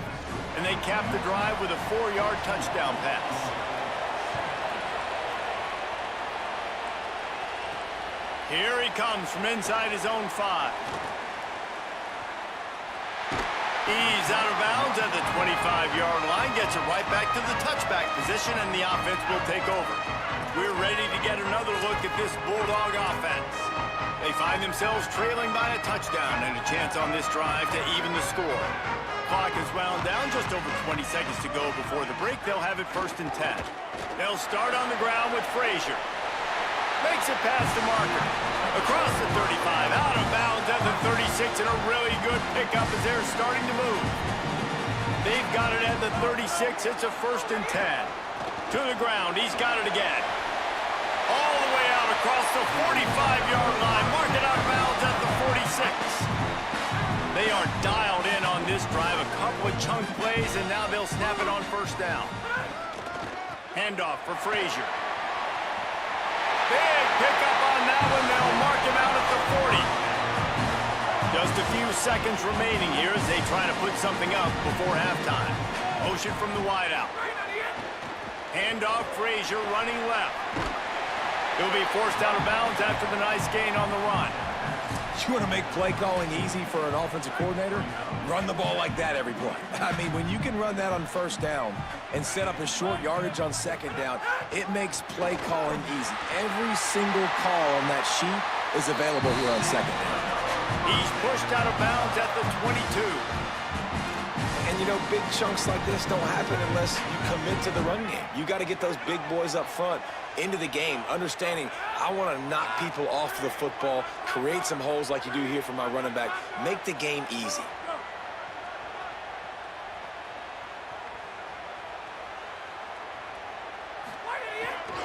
The give, running right, is Frazier. Tough run, gets it into the red zone, and they've knocked him down at the 17. They get the timeout called here, and probably just enough time for one more snap to put up points before the half. And as the first half draws near to a close, here comes the field goal unit. He'll line it up from 34 yards out. He got it. And the field goal to end the half takes us to halftime.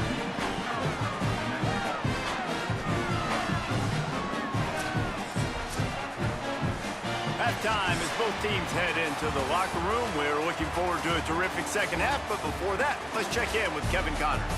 Gentlemen, so much excitement around a brand new season, and we're excited to get you caught up on everything here in Week 1.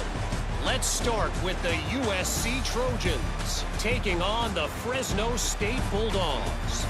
And it's USC looking to make it 3 straight victories to start the new year. So far, so good. They lead this one in the first half. Here now some other games you may have interest in, and social media has some sharp opinions about the state of things right now. Now back to your game at Sanford Stadium at Athens.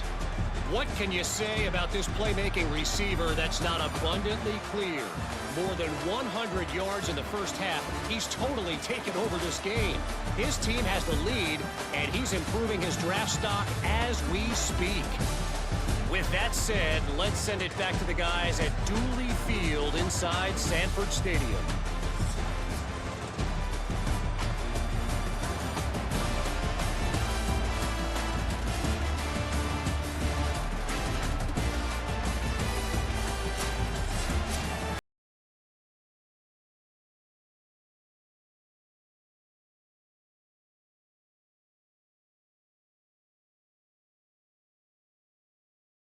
To start the second half.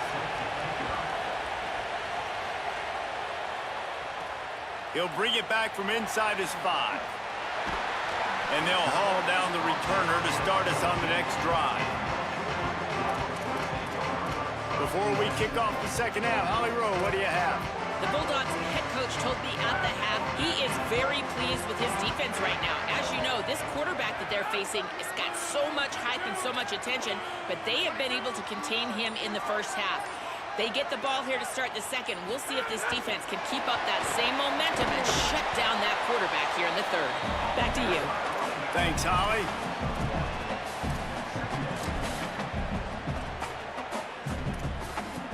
Just barely picked up a yard with that last completion. It's 2nd and 9.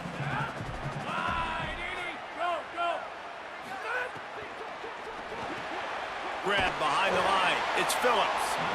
Hit and brought down right at the line of scrimmage. Love the play by the defense. They just did a good job understanding where the running back was on that play. After the catch, they're able to make the tackle right away, and now they've set up third down. Got it. Coming out, attacking from deep in their own end, and they're out at the 26 for the first down. And the Dogs come to the line with a fresh set of downs. Got his man. Stopped after a gain of 3. It'll be 2nd and 7. And a really nice job by the wide receiver. You run a drag route, find space. They're in zone coverage. They're not covering man-to-man. Find a little hole. Look at that QB. Y'all get on the same page. You could tell they were, and that's why they got the first down. Handoff, Frazier running left.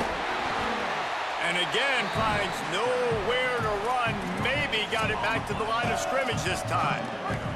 Now this offense facing a 3rd and long from their own 30.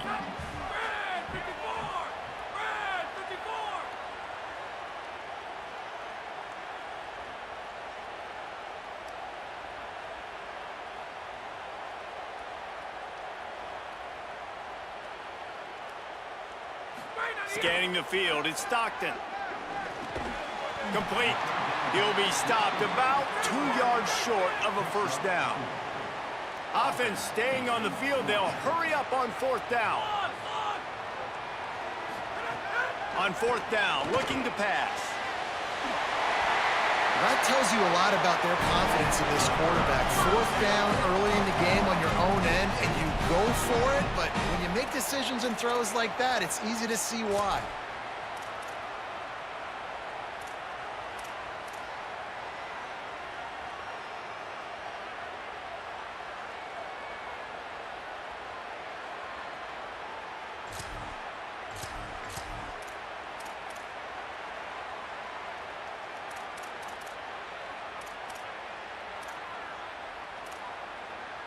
Georgia going back to work with another first down.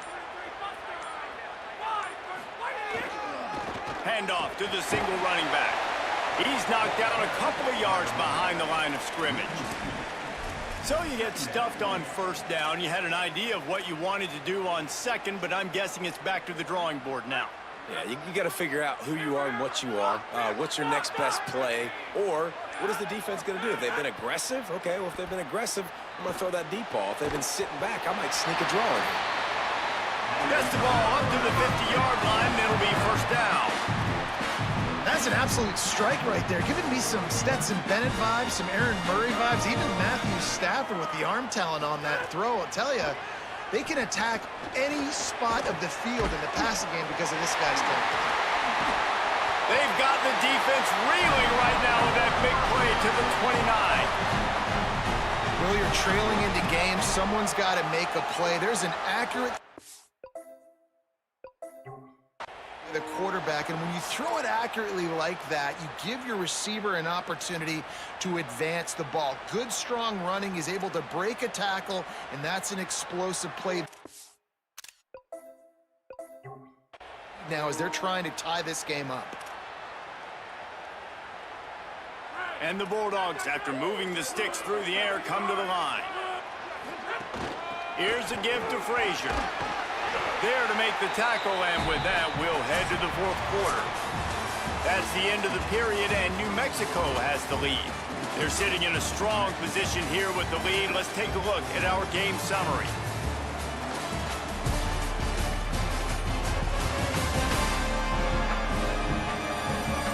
When you're dealing with a deficit like this, it's all about somebody stepping up to make a play, and you might as well start here in the 4th quarter.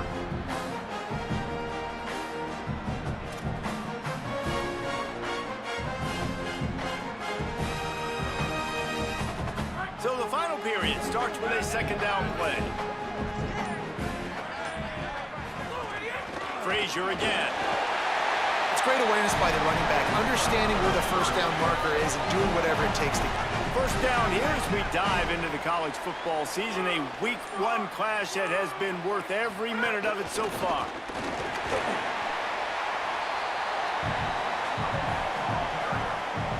Operating in the red zone here on 2nd down. Handoff for Frazier. What powerful running, just driving the pile forward for everything he could get. He'll be just a few inches short. The terrain gets rough this deep in the red zone. Third down, they can't pick up the first without scoring. All down, but he has enough to move the chains. We've reached the 2-minute timeout, and time is of the essence for this offense to get things done.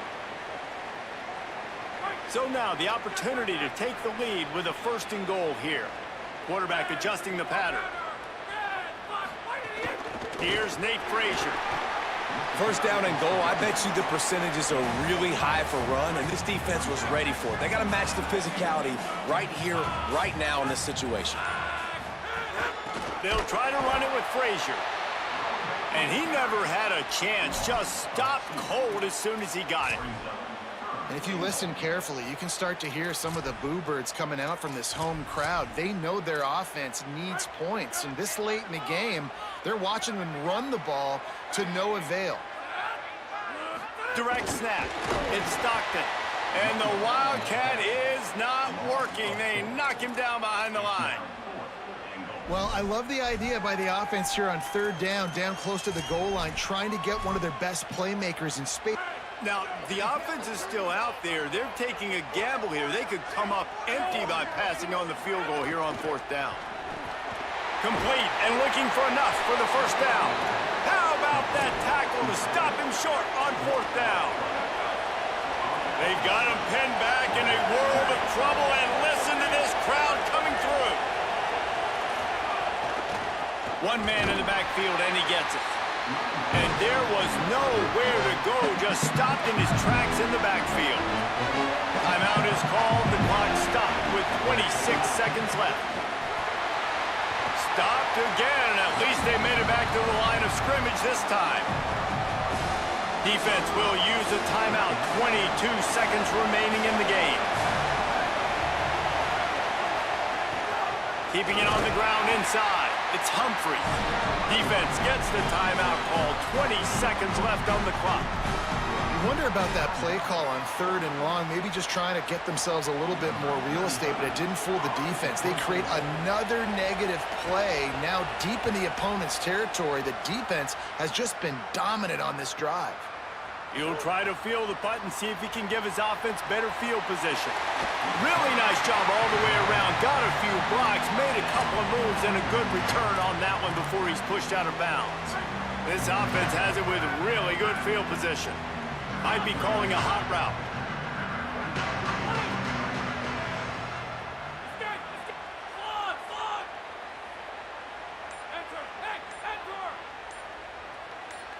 Back to throw, it's Stockton. Bringing the heat. He fires a bullet to the right. Touchdown, Bulldog! And they grab the advantage, taking the lead here in the 4th. Man, what a great job by this offense executing down the field, using all of the clock, being smart, getting the big score late, and I think that one should do it.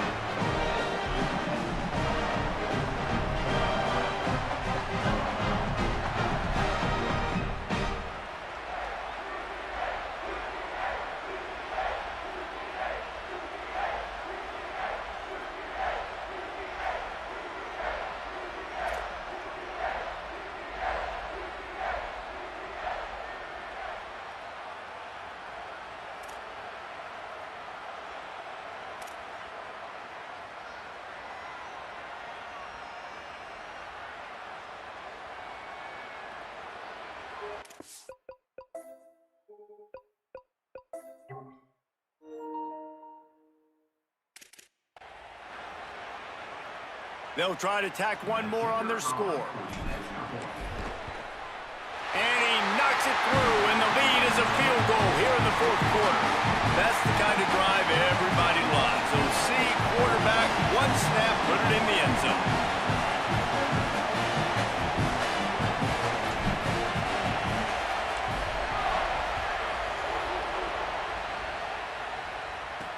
On the move from inside his 5. He was looking for a lot more on that one. Instead, he's out of bounds at the 14. It came down to the final quarter. Clutch huge plays, guys delivered, and they get the close win. Yeah, Reese, big-time players make big plays in big games, and that's what happened in this circumstance. As a coaching staff, David, you love this. You know that you have confidence in your guys to go out and be able to execute when it matters the most. Correct, and you don't know until the games, right? You don't know when those moments present themselves. How are they going to handle it? Great job handling a close game, executing down the stretch like they needed to. That's going to do it for us as the season marches on. For David Pollack, Jesse Palmer, and Holly Rowe, I'm Reese Davis. This has been a presentation of EA Sports College Football.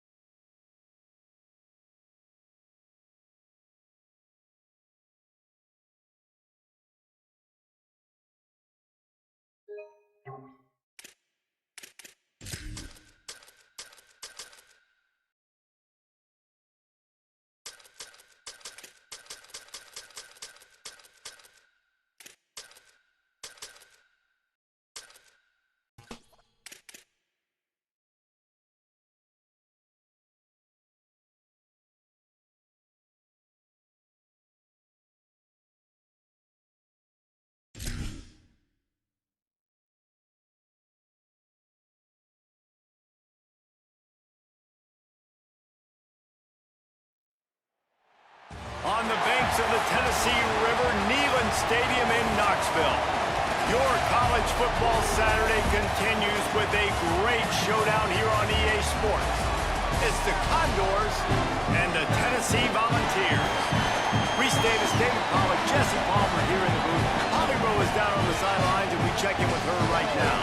Tennessee started out strong, but limped to the finish line in the SEC last year, going just 4-4.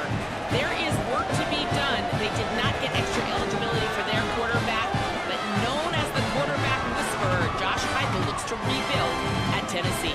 Guys? Thanks, Holly. Looking forward to see how this one goes.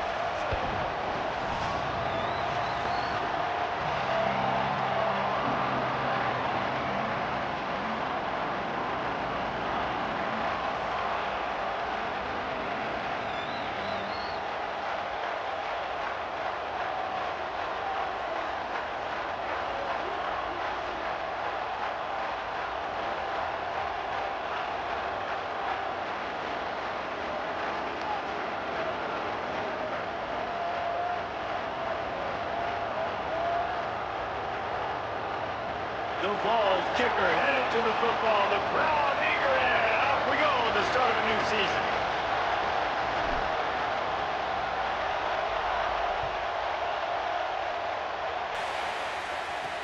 Here's the return from inside his 10. Really disciplined job by the coverage unit to get down there and make the stop at the 19. So the Condors offense will take the field first. And let me tell you about these linebackers. This group can make life miserable on any offense. And that matchup with this running back versus these linebackers is a lot of fun. And David, one thing talking to the defense this week is that they take pride in stopping the run. And these linebackers told us in meetings, this guy has not seen a defense like us, and they definitely have not played a linebacking unit as athletic as we are. We are looking to make a statement in this one by shutting this guy down. And I love the confidence of the young guys, and I love the confidence of this defense, and they got some swag. But make no mistake, this running back is good, and this might be the best guy that they've seen. So can he make plays? Can he make those guys miss and still be the engine of this offense? We've got a tremendous matchup today.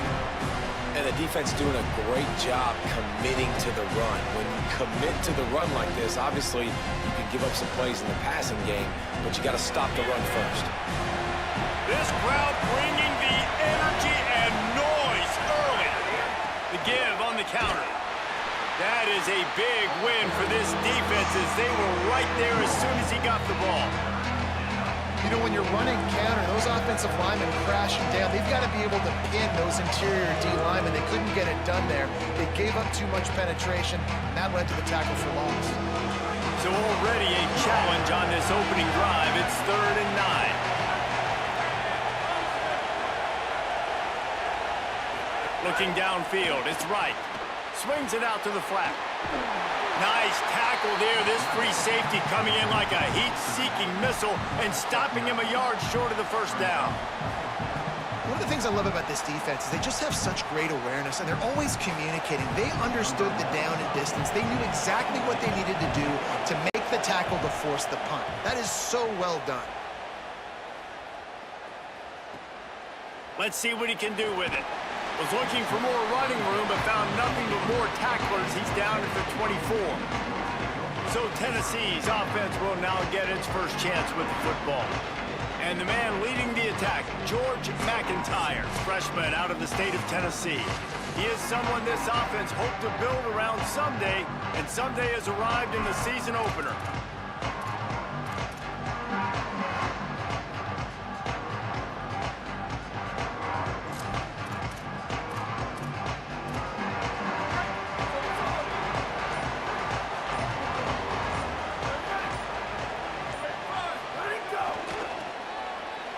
crowd, and now he's got room. He goes out of bounds, maybe a step shy of the 40. They're going to mark it at the 39, and a really nice pickup there.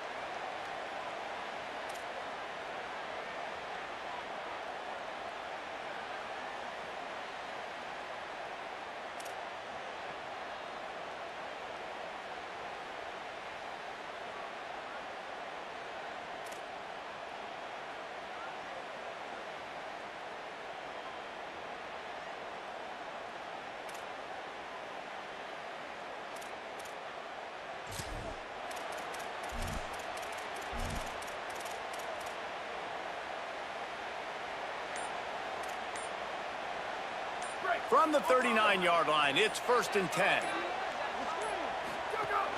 Off the play fake. He'll throw it. And that incomplete pass caused by the big hit on 1st down. 2nd down coming. Guys, let's take a minute here and look big picture for Tennessee. You start the season top 25. Clearly expectations are flying your way, but with that might come some roadblocks. Well, I think you got to take every week and every opponent one at a time. The number beside your name doesn't matter right now. The number matters late in the season. So you want to start the season fast. You want to be gelling on offense and on defense. I think that's the challenge early here. Absolutely. Figuring out who you are. Obviously some talented pieces, well thought of in the top 25, but a lot of season to go out and prove it. Day one, game one. Make that first impression.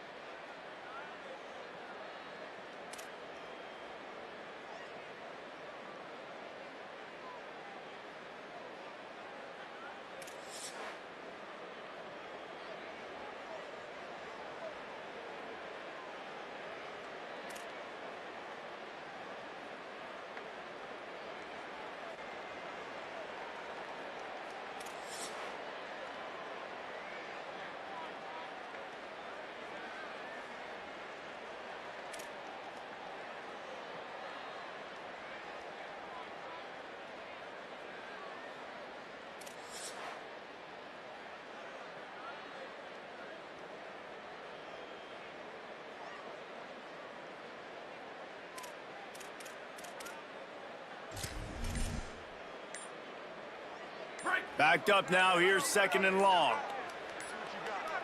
Making side adjustments here. Play clock was getting close to 0, and they have to burn a timeout. After using an early one, 2 left for them to spend.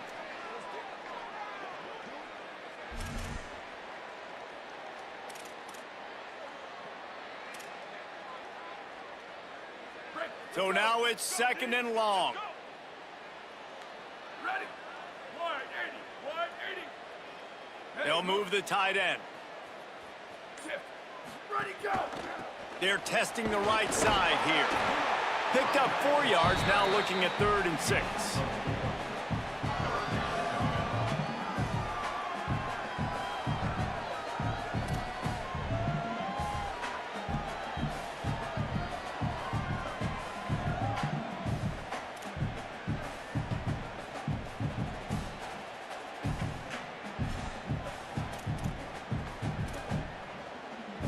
They'll come to the line at the 42, facing a 3rd and long. From the gun, wants to pass. Hauls it in. He goes out of bounds right at midfield. When you're a playmaker like this guy is, your coaches are going to dial up plays intended for you, especially on 3rd down. That's what you saw in that last play. There was no question where the quarterback was going with that football. All week long, they decided, on the biggest downs of this game, we're going to target our best player, and we're going to make sure that he gets looks. It doesn't matter what the coverage is, and you saw it right there on that play. Well, what you know about Josh Heupel in this offense is they're explosive, and they always seem to have a dude outside at wide receiver. They normally have multiple guys like that. You obviously lose Chris Brazzell, a big-time playmaker for the Vols. They're going to have to replace that, David, but they've done such a good job recruiting and developing. There's no question in my mind they're going to find guys that can go on the outside and hurt. They find those guys with speed, right? And they create so much space in this offense. Now, make no mistake about it. This is a run-first offense, and I love the way they do it, but developing that chemistry out wide, finding their new guys. It's a fumble. Defense falls on the ball. Going to be a turnover. Oh, and it's a hit like that that will absolutely light up the sideline, light up the stadium, change the momentum, and help you win a football game, because that hit is what caused that fumble.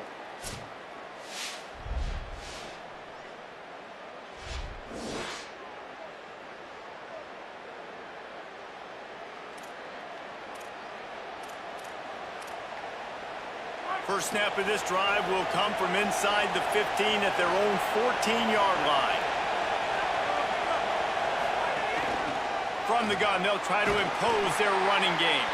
Pushes ahead for 2. They'll mark it at the 17. Winning first down is such a big deal on defense, like getting them into more predictable situations, more passing situations. Nice job not giving up a lot of run after contact on that first down. Here comes the option. But nowhere to go. Stopped right at the line of scrimmage. Neyland Stadium alive. A cauldron of orange noise on 3rd down. Wants to throw. It's right. Forced out of the pocket. He's going to run it. Quarterback slides, and that is a punch to the gut to any defense to let a quarterback get out and move the sticks there. And it'll be the Condors will snap it on 1st and 10. The keeper on the option. So runs like that can really help your field position as they're up at the 35.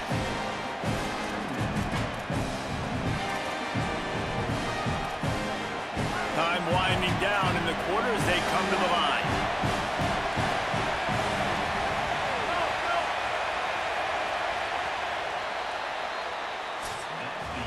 It's been a defensive battle through the first period, and the stats tell that tale.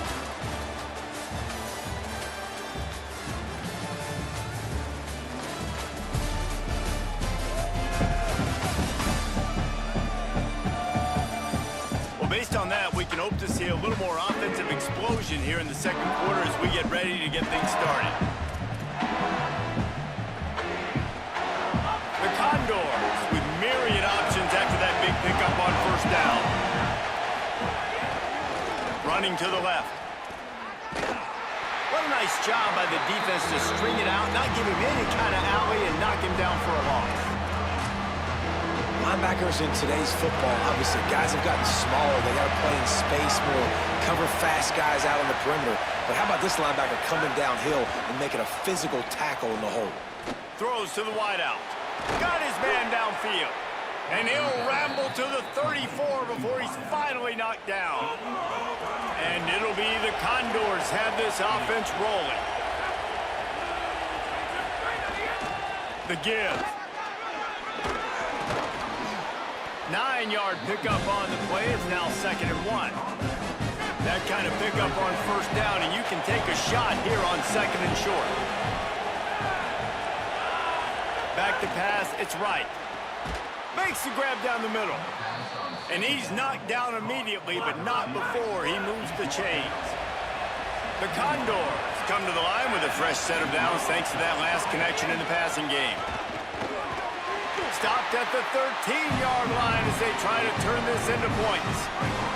It'll be 2nd down, and remember, they can pick up a first without scoring. Keep it on the ground. He'll be hauled down just inside the 10 at the 9 as they're trying to turn this into a score. Tight quarters deep in the red zone, but they can pick up a first down without scoring. 3rd down. They'll try to run for it. And he'll finish the run and the end zone. Touchdown, Condors! Backed up in the shadow of their own goalpost, no problem. When you start in the black zone inside your own 20 coming out, it's difficult. You can give up a safety. You get worried about that. But the offense puts a great drive together. Great job executing. Great job getting a touchdown.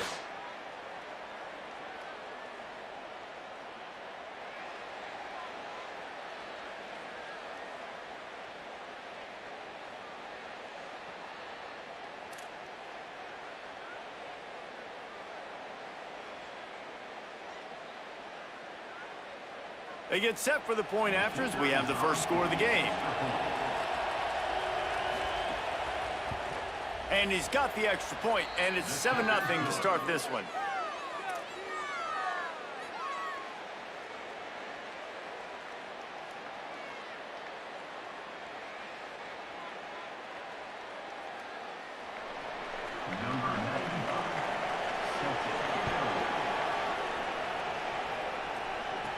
From inside the 10-yard line, he'll bring it back.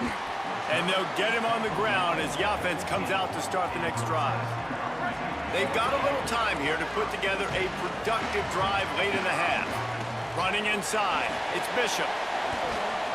Trying to give them some room to work with. Stopped just short of the 20. They'll mark him out of bounds at the 19. After the productive first down play, it's 2nd and 6.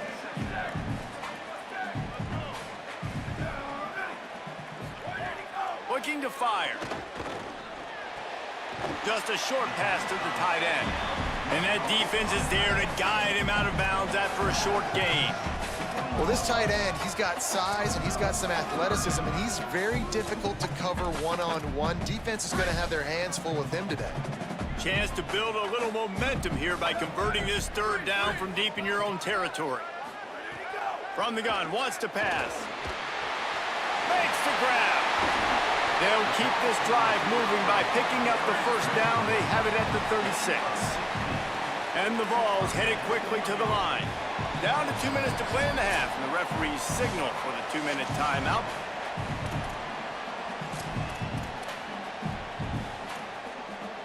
Now from the 36-yard line, it's 1st and 10. Let it go! He gets it up to the 44-yard line. He'll be marked out of bounds right there as this offense continues to roll.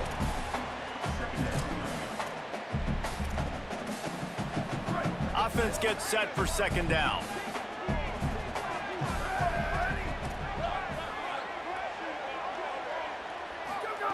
Back to pass. Caught over the middle. It's Staley. They knock him down, but he's got enough to get it across the line and pick up the first down.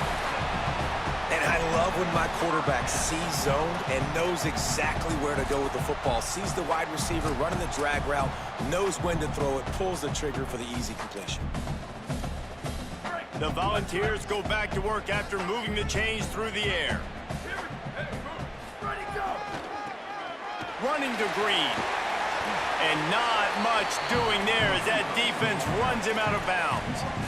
The defense wins that one, and the offensive line was challenged by their coaching staff coming into this game to try and get push up front, establish the line of scrimmage. They're going to have to do a better job running than that if they're going to win this one. Makes the grab, and it's enough for the first down before he's dragged to the ground. Nice job by the running back catching the football and understanding where the first down marker was. I got to go get that first down. Did a nice job of it. And the Volunteers, after moving the sticks through the air, come to the line. He's in open space downfield. There's a crease. He'll get it all the way to the 13-yard line before he's forced out of bounds. The Vols back to the line on first down. Let's see if they keep leaning on this running game.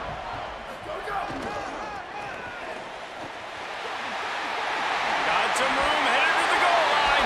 And he'll step into the end zone. Touchdown, Vols! This has been a back-and-forth battle with a lot of football left to go. Really nice job executing on that rushing touchdown. If they get this extra point, this thing is all tied up. And he added the extra point. So a drive there of 85 yards. And the capper came on the run to the end zone from the 13.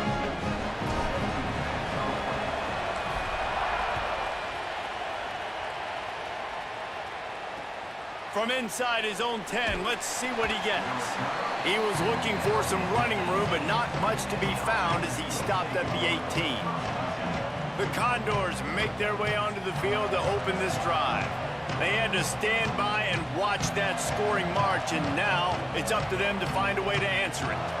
They'll start this drive from the 18-yard line.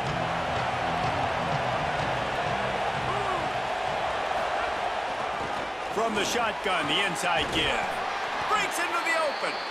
He gets it down to the 30-yard line, and time is running short here in the first half. Now the offense wants to make sure everything's straightened out, and they call their first timeout. They'll have 2 left to work with before the half.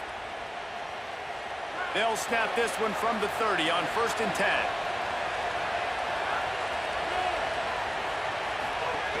They're going to ride this running back. Good pickup on the ground, and they'll mark him down at the 39.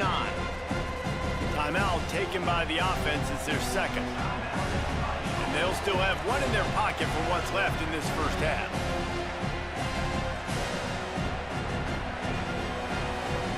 Nine-yard pickup on first down, and now they can take a shot on 2nd and short. Here's how the career starts, his first carry. And he's brought down at the 40-yard line, and that'll be a first down. They run it, they get the first down, and look at the offense. Right back on the football, ready to crank this tempo. Time running out, and he goes down at the 34. Timeout is called. It's the second charge to Tennessee. And they'll still have one in their pocket for what's left in this first half.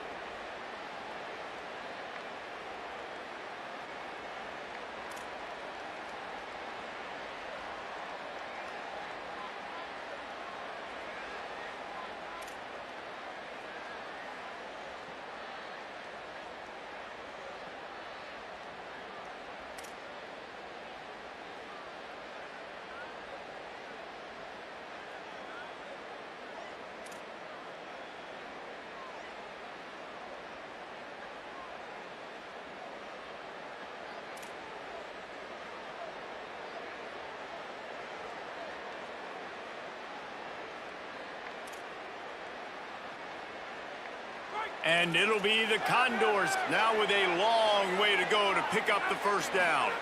Looking downfield, it's right. And that's going to fall to the ground incomplete. That was a physical matchup there. Third down coming. Now this offense tries to figure out a way to move the chains after the second down misfire.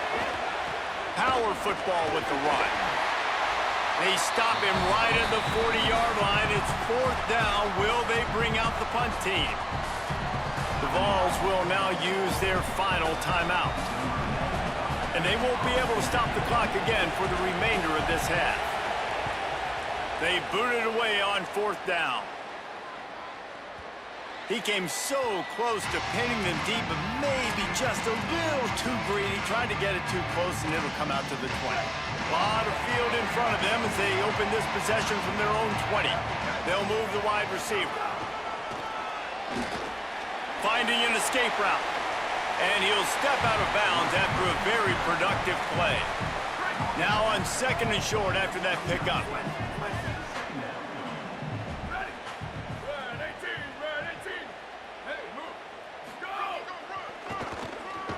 Defense storming into the backfield, making the stop behind the line of scrimmage, and it's third down.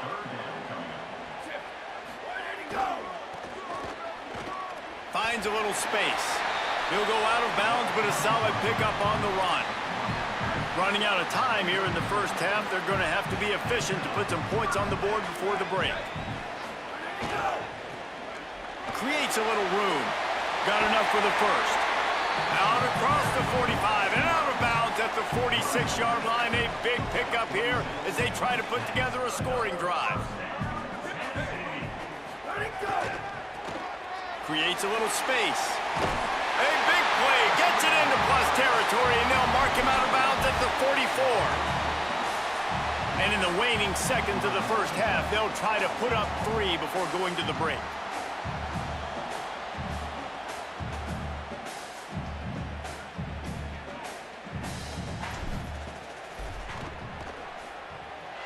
That is no good. And after the missed field goal, guys, we are still locked up. And they head to the locker room. 2 quarters in the books, and time for us now to check in with Kevin Connors in our EA Sports College Football studio with scores from around the country.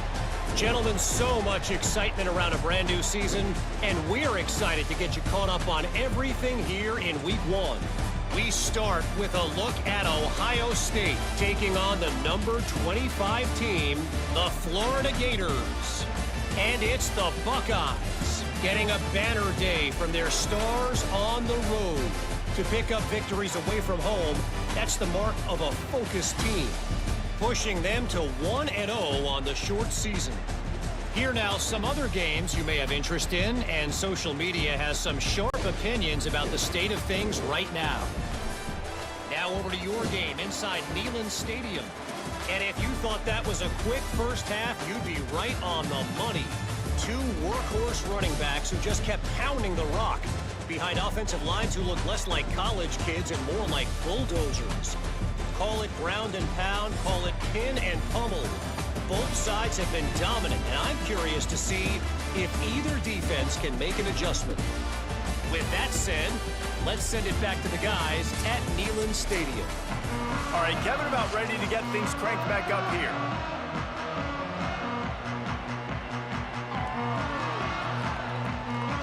The Condors will kick it off to start the second half.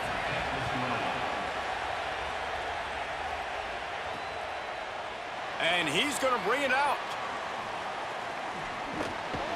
Knocked down right at the 25, and I guess he breaks even, bringing it out of the end zone. So the Vols offense takes the field to start this drive.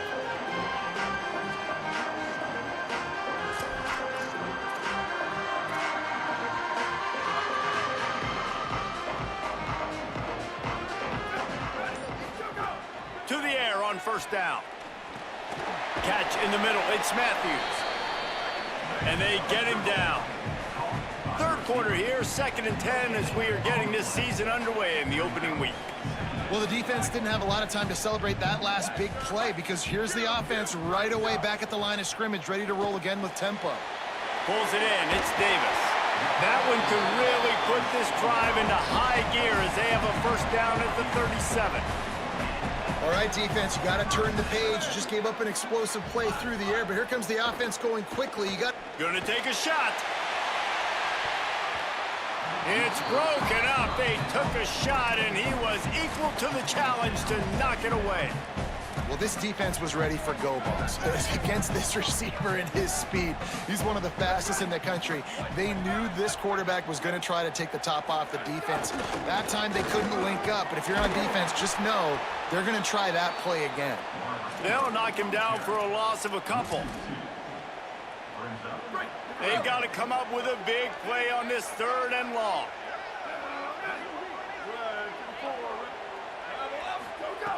From the gun, wants to pass. Fires to the big fella. They bring him down right at the 45. Not enough to move the sticks, but maybe close enough to go for it here on 4th. Might be changing the route. They're throwing for it on 4th down. They were willing to spin that wheel of fortune in their own territory, and it paid off. And it came up good. I mean, I think you see the aggressiveness by these offenses now, willing to go for it on their own territory, and I like it because they got it. Grabbed behind the line, it's Staley. And they're able to force him out of bounds after a short pickup. This quarterback right now is in a groove, and he's doing a nice job in pre-snap. He's reading the coverage, and he's getting an idea of where he wants to go with the football. That's why the ball's coming out of his hands so quickly. That's why he seems like he's in a great rhythm right now. Breaks the tackle. Past the 30. And you can see the offense just feeling itself. They've got it down to the 21. And the Vols pounded the rock to move the sticks, now back to work. Motion from the wide receiver.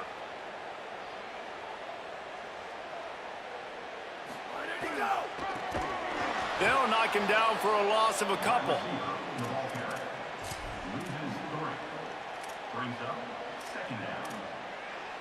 Got some work to do on 2nd down after that last one. They need 13.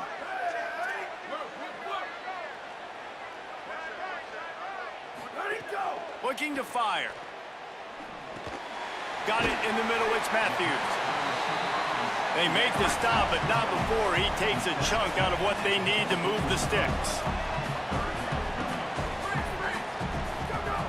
In the gun and looking to throw on 3rd down.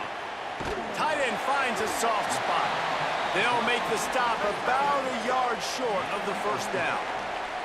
They're going to stay aggressive and leave the offense out there on 4th down again. He'll try to throw and pick up the 1st down. Makes a grab past the marker. He's got enough for the 1st down, and they roll the dice and convert to keep this drive going.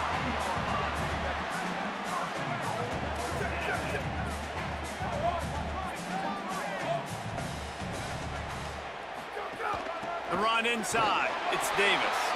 No room to run, and he stopped right at the line of scrimmage. It'll be 2nd and goal.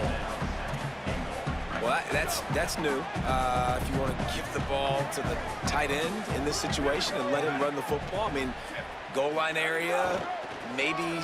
No, you know what? It's done. Trying to get it in. Driving his way all the way down to the 3-yard line. And this defense sold out for the run. I love it. Physical, downhill, 2nd and goal. Nice job getting the stop, forcing the 3rd down.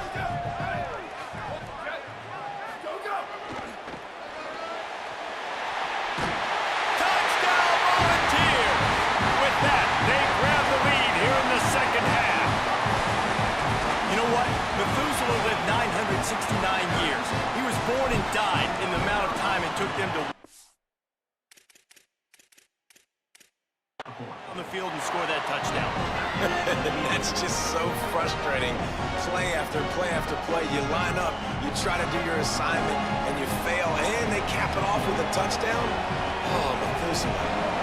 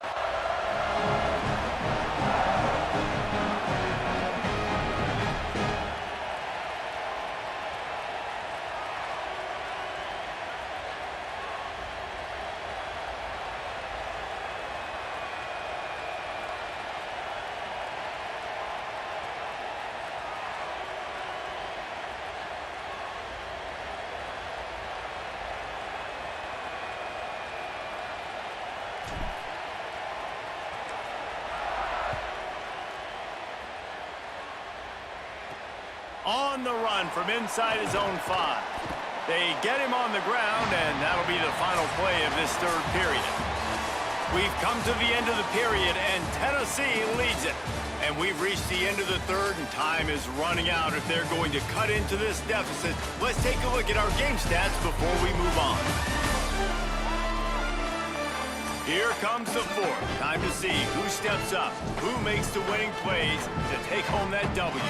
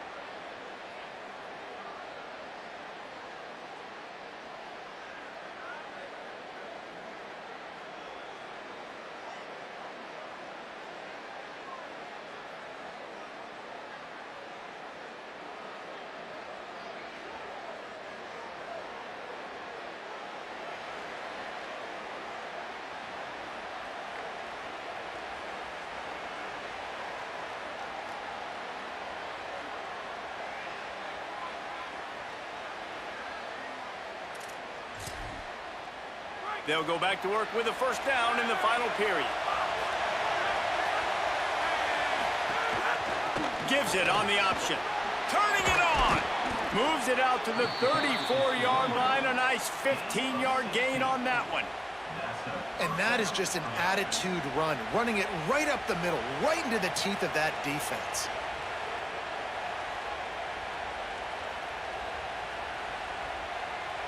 A potential huge upset brewing right here, and it would be quite a feather in the cap for this squad out of the FCS. He's going to lose a yard on that one. Well, this running back has had a pretty good day so far in this game, and I think the key right now is for the defense to find a way to slow him down. He had a good run 2 plays ago. The defense gets the TFL on this one. I think you got to change up your fronts defensively and try to give this offensive line different alignment looks to see if they can confuse him. Anytime, if they can finish the deal, an upset like this will go down in the annals of college football. Finds a man on the left. They'll get it to the 48. No need to measure. It's a first down.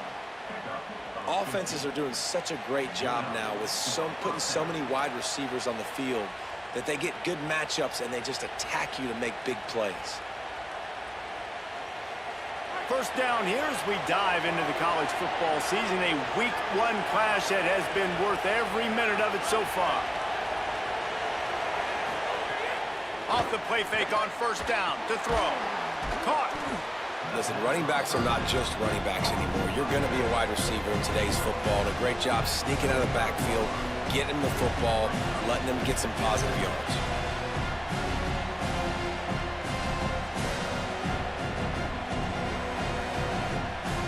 And it'll be the Condors in a good spot here with 2nd and short. The give from the gun. They bring him down, but not before he's able to pick up the first down. Well, I love the job by the offensive line, getting a good push there on 2nd down, and you see guys bleeding into the 2nd level of the defense getting a hat-on-hat to go get that first. In search of that tying touchdown. They've moved the chains a couple of times. It's 1st and 10 again. The play-action fake. Can't find his man as he took a shot trying to deliver that football, and it'll be 2nd down.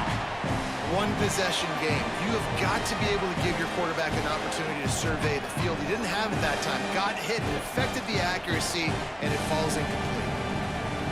They're dealing with a 2nd and long.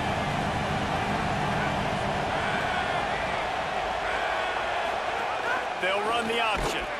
And he never had a chance to get the pitch off on the option as he's tackled in the backfield. Phenomenal job by the defense that time, shutting down the option play. They knew they were going to see this in this game, and all week long in practice, they really focused on this assignment football, making sure the dive, the quarterback, the pitch, all taken away. Nowhere to go with the football that time offensively. The defense coming up with a huge negative play. Rushes on him. Fires to the tight end. And this offense has definitely got to take a second right here and understand this is the most important play of the game. It's 4th down. We got to get the first down over the clock and the time running. They got to make sure they get a conversion. It's a one-score game late, and they've got to go for it on 4th down. He'll try to throw and pick up the first down. Makes the grab, got the conversion, and still going. He's stopped and forced out of bounds just short of the 10-yard line. They'll mark it at the 11. And you just wonder if this defense now is starting to feel it a little bit. They're a bit on their heels after that 4th down play to keep this drive going. Someone's going to have to step up here and stop the bleeding. They're only up by 1 possession. They'll send the back in motion. From the gun, the running back looking for room. They didn't get a push at all on that one. It'll be no gain on the play. Defense is about firing off, hitting the offensive guys, and staying in your gaps. Everybody knowing where they're supposed to be. You could tell the defense, everyone was right where they're supposed to be, nowhere to run. Going to work on 2nd down in the red zone, and still some ground to cover to pick up that first down. They think there's room to run to the right here. Touchdown, Condor! And they add 6 more to the board with that trip to the house. Precision blocking up front created the open lane, and the running back followed it beautifully.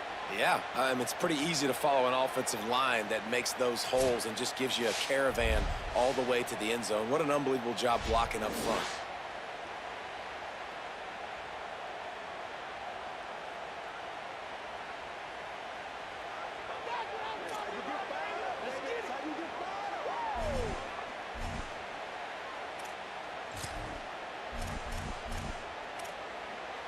Setting up for the extra point and the tie. And no problem on that extra point, and we have a tie ball game here in the 4th. They put together an 81-yard drive, and it was punctuated by an 11-yard run for the score. And he takes this from inside the 5. He'll be brought down at the 22-yard line. Good coverage on that one. His return is stopped short of the 25. So here is the Tennessee offense.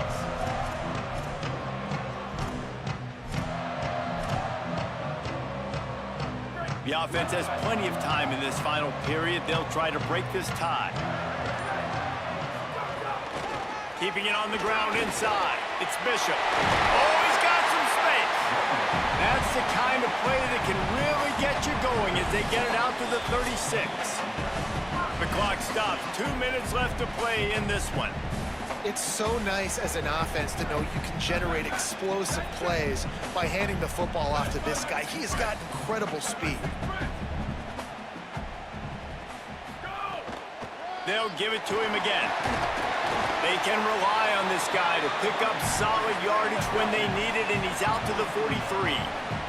The hurry up now, second down, clock ticking. All right, you're at a point in the game now where you've got to go. You need to get down the field and score points. I'm all for running the football, but in this part of the field, you now got to start kicking it into overdrive, start taking some shots and gaining up some yards. And you know what? The best third down offenses don't get to third down. Really good job by the offense running the football. You could tell the defense got caught a little bit off guard, got a nice gain, popped one, got a first down. Who needs third downs if you can just pound it down their throat on second down? Wide receiver going in motion.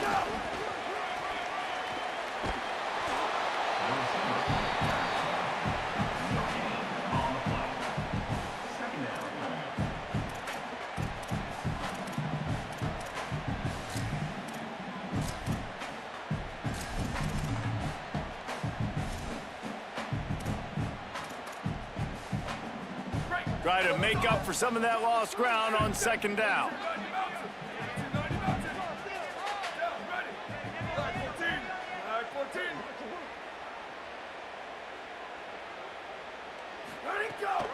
Running inside, it's Bishop. Might have a chance. Really nice pickup on that one as they get it to the 36. It'll be first down. This guy has been hard to bring down on this drive for the defense, and the D's lucky there because it was a DB that saved a touchdown. When he got into the second level, he put the Jets on. There were people in the stadium holding their breath thinking he might break it, but this defense up front, they've got to be able to slow him down a little bit. Quarterback may change this route.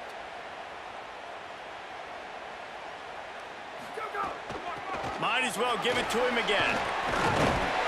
Brought down at the 26-yard line after a pickup of 10 yards on the play, and it'll be a first down. The defense uses a timeout. That's their first. And they'll still have 2 timeouts left for the rest of this game.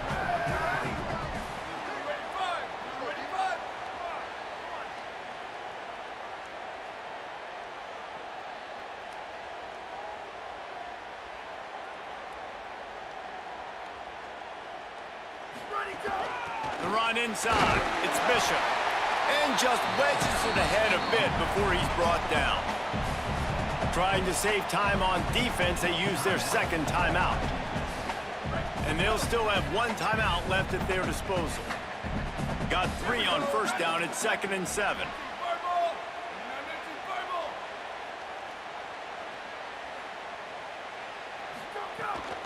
Looking for room. It's Bishop. Got it into the red zone, dragged down at the 18-yard line. Wanting to stop the clock on defense, they use their 3rd and final timeout. And now they are powerless to stop the clock with a timeout. I think they'll be aggressive here and try to win it in regulation.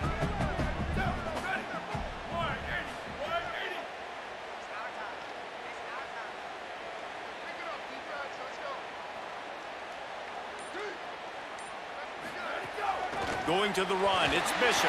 There's some room. They get him corralled, but he carries it all the way down to the 7-yard line. I love the play call by the offense here running the ball. The score is what it is right now. You don't have to panic. You don't have to throw it every single down. You don't have to go up tempo. Just run your stuff. Be balanced. Run the football. Make sure this defense stays honest. Keeping it on the ground on 1st and goal.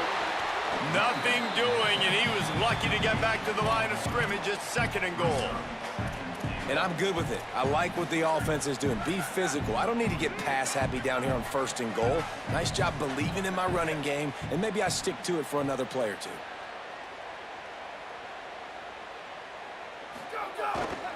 They'll keep it on the ground looking for the end zone. Touchdown, Tennessee! And they've moved out front here in the 4th. The ball straight back with a touchdown. That is how you end a football game. Closing seconds, great execution. Take the lead. This game is almost over. He's into the end zone. Two-point conversion is good as they push the lead to 8 here in the fourth.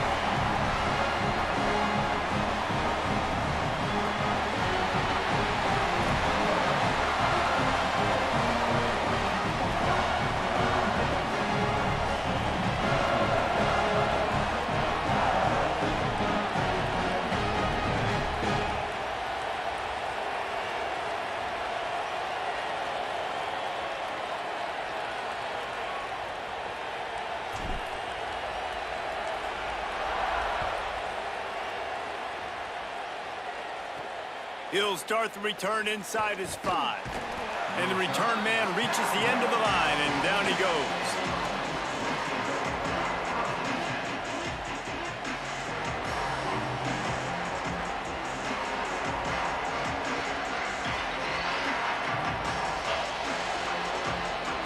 So here they come. One last chance, and they've got to have a touchdown. To the air. It's right. A deep throw as the clock winds down. Last pass falls incomplete, and that's going to do it. We waited so long to start the season, and just the way you want to start, getting that first victory. And the first games are so much fun. You've been practicing against each other over and over all through camp. Now you get to come out, start the season off 1-0, Jesse. Great start.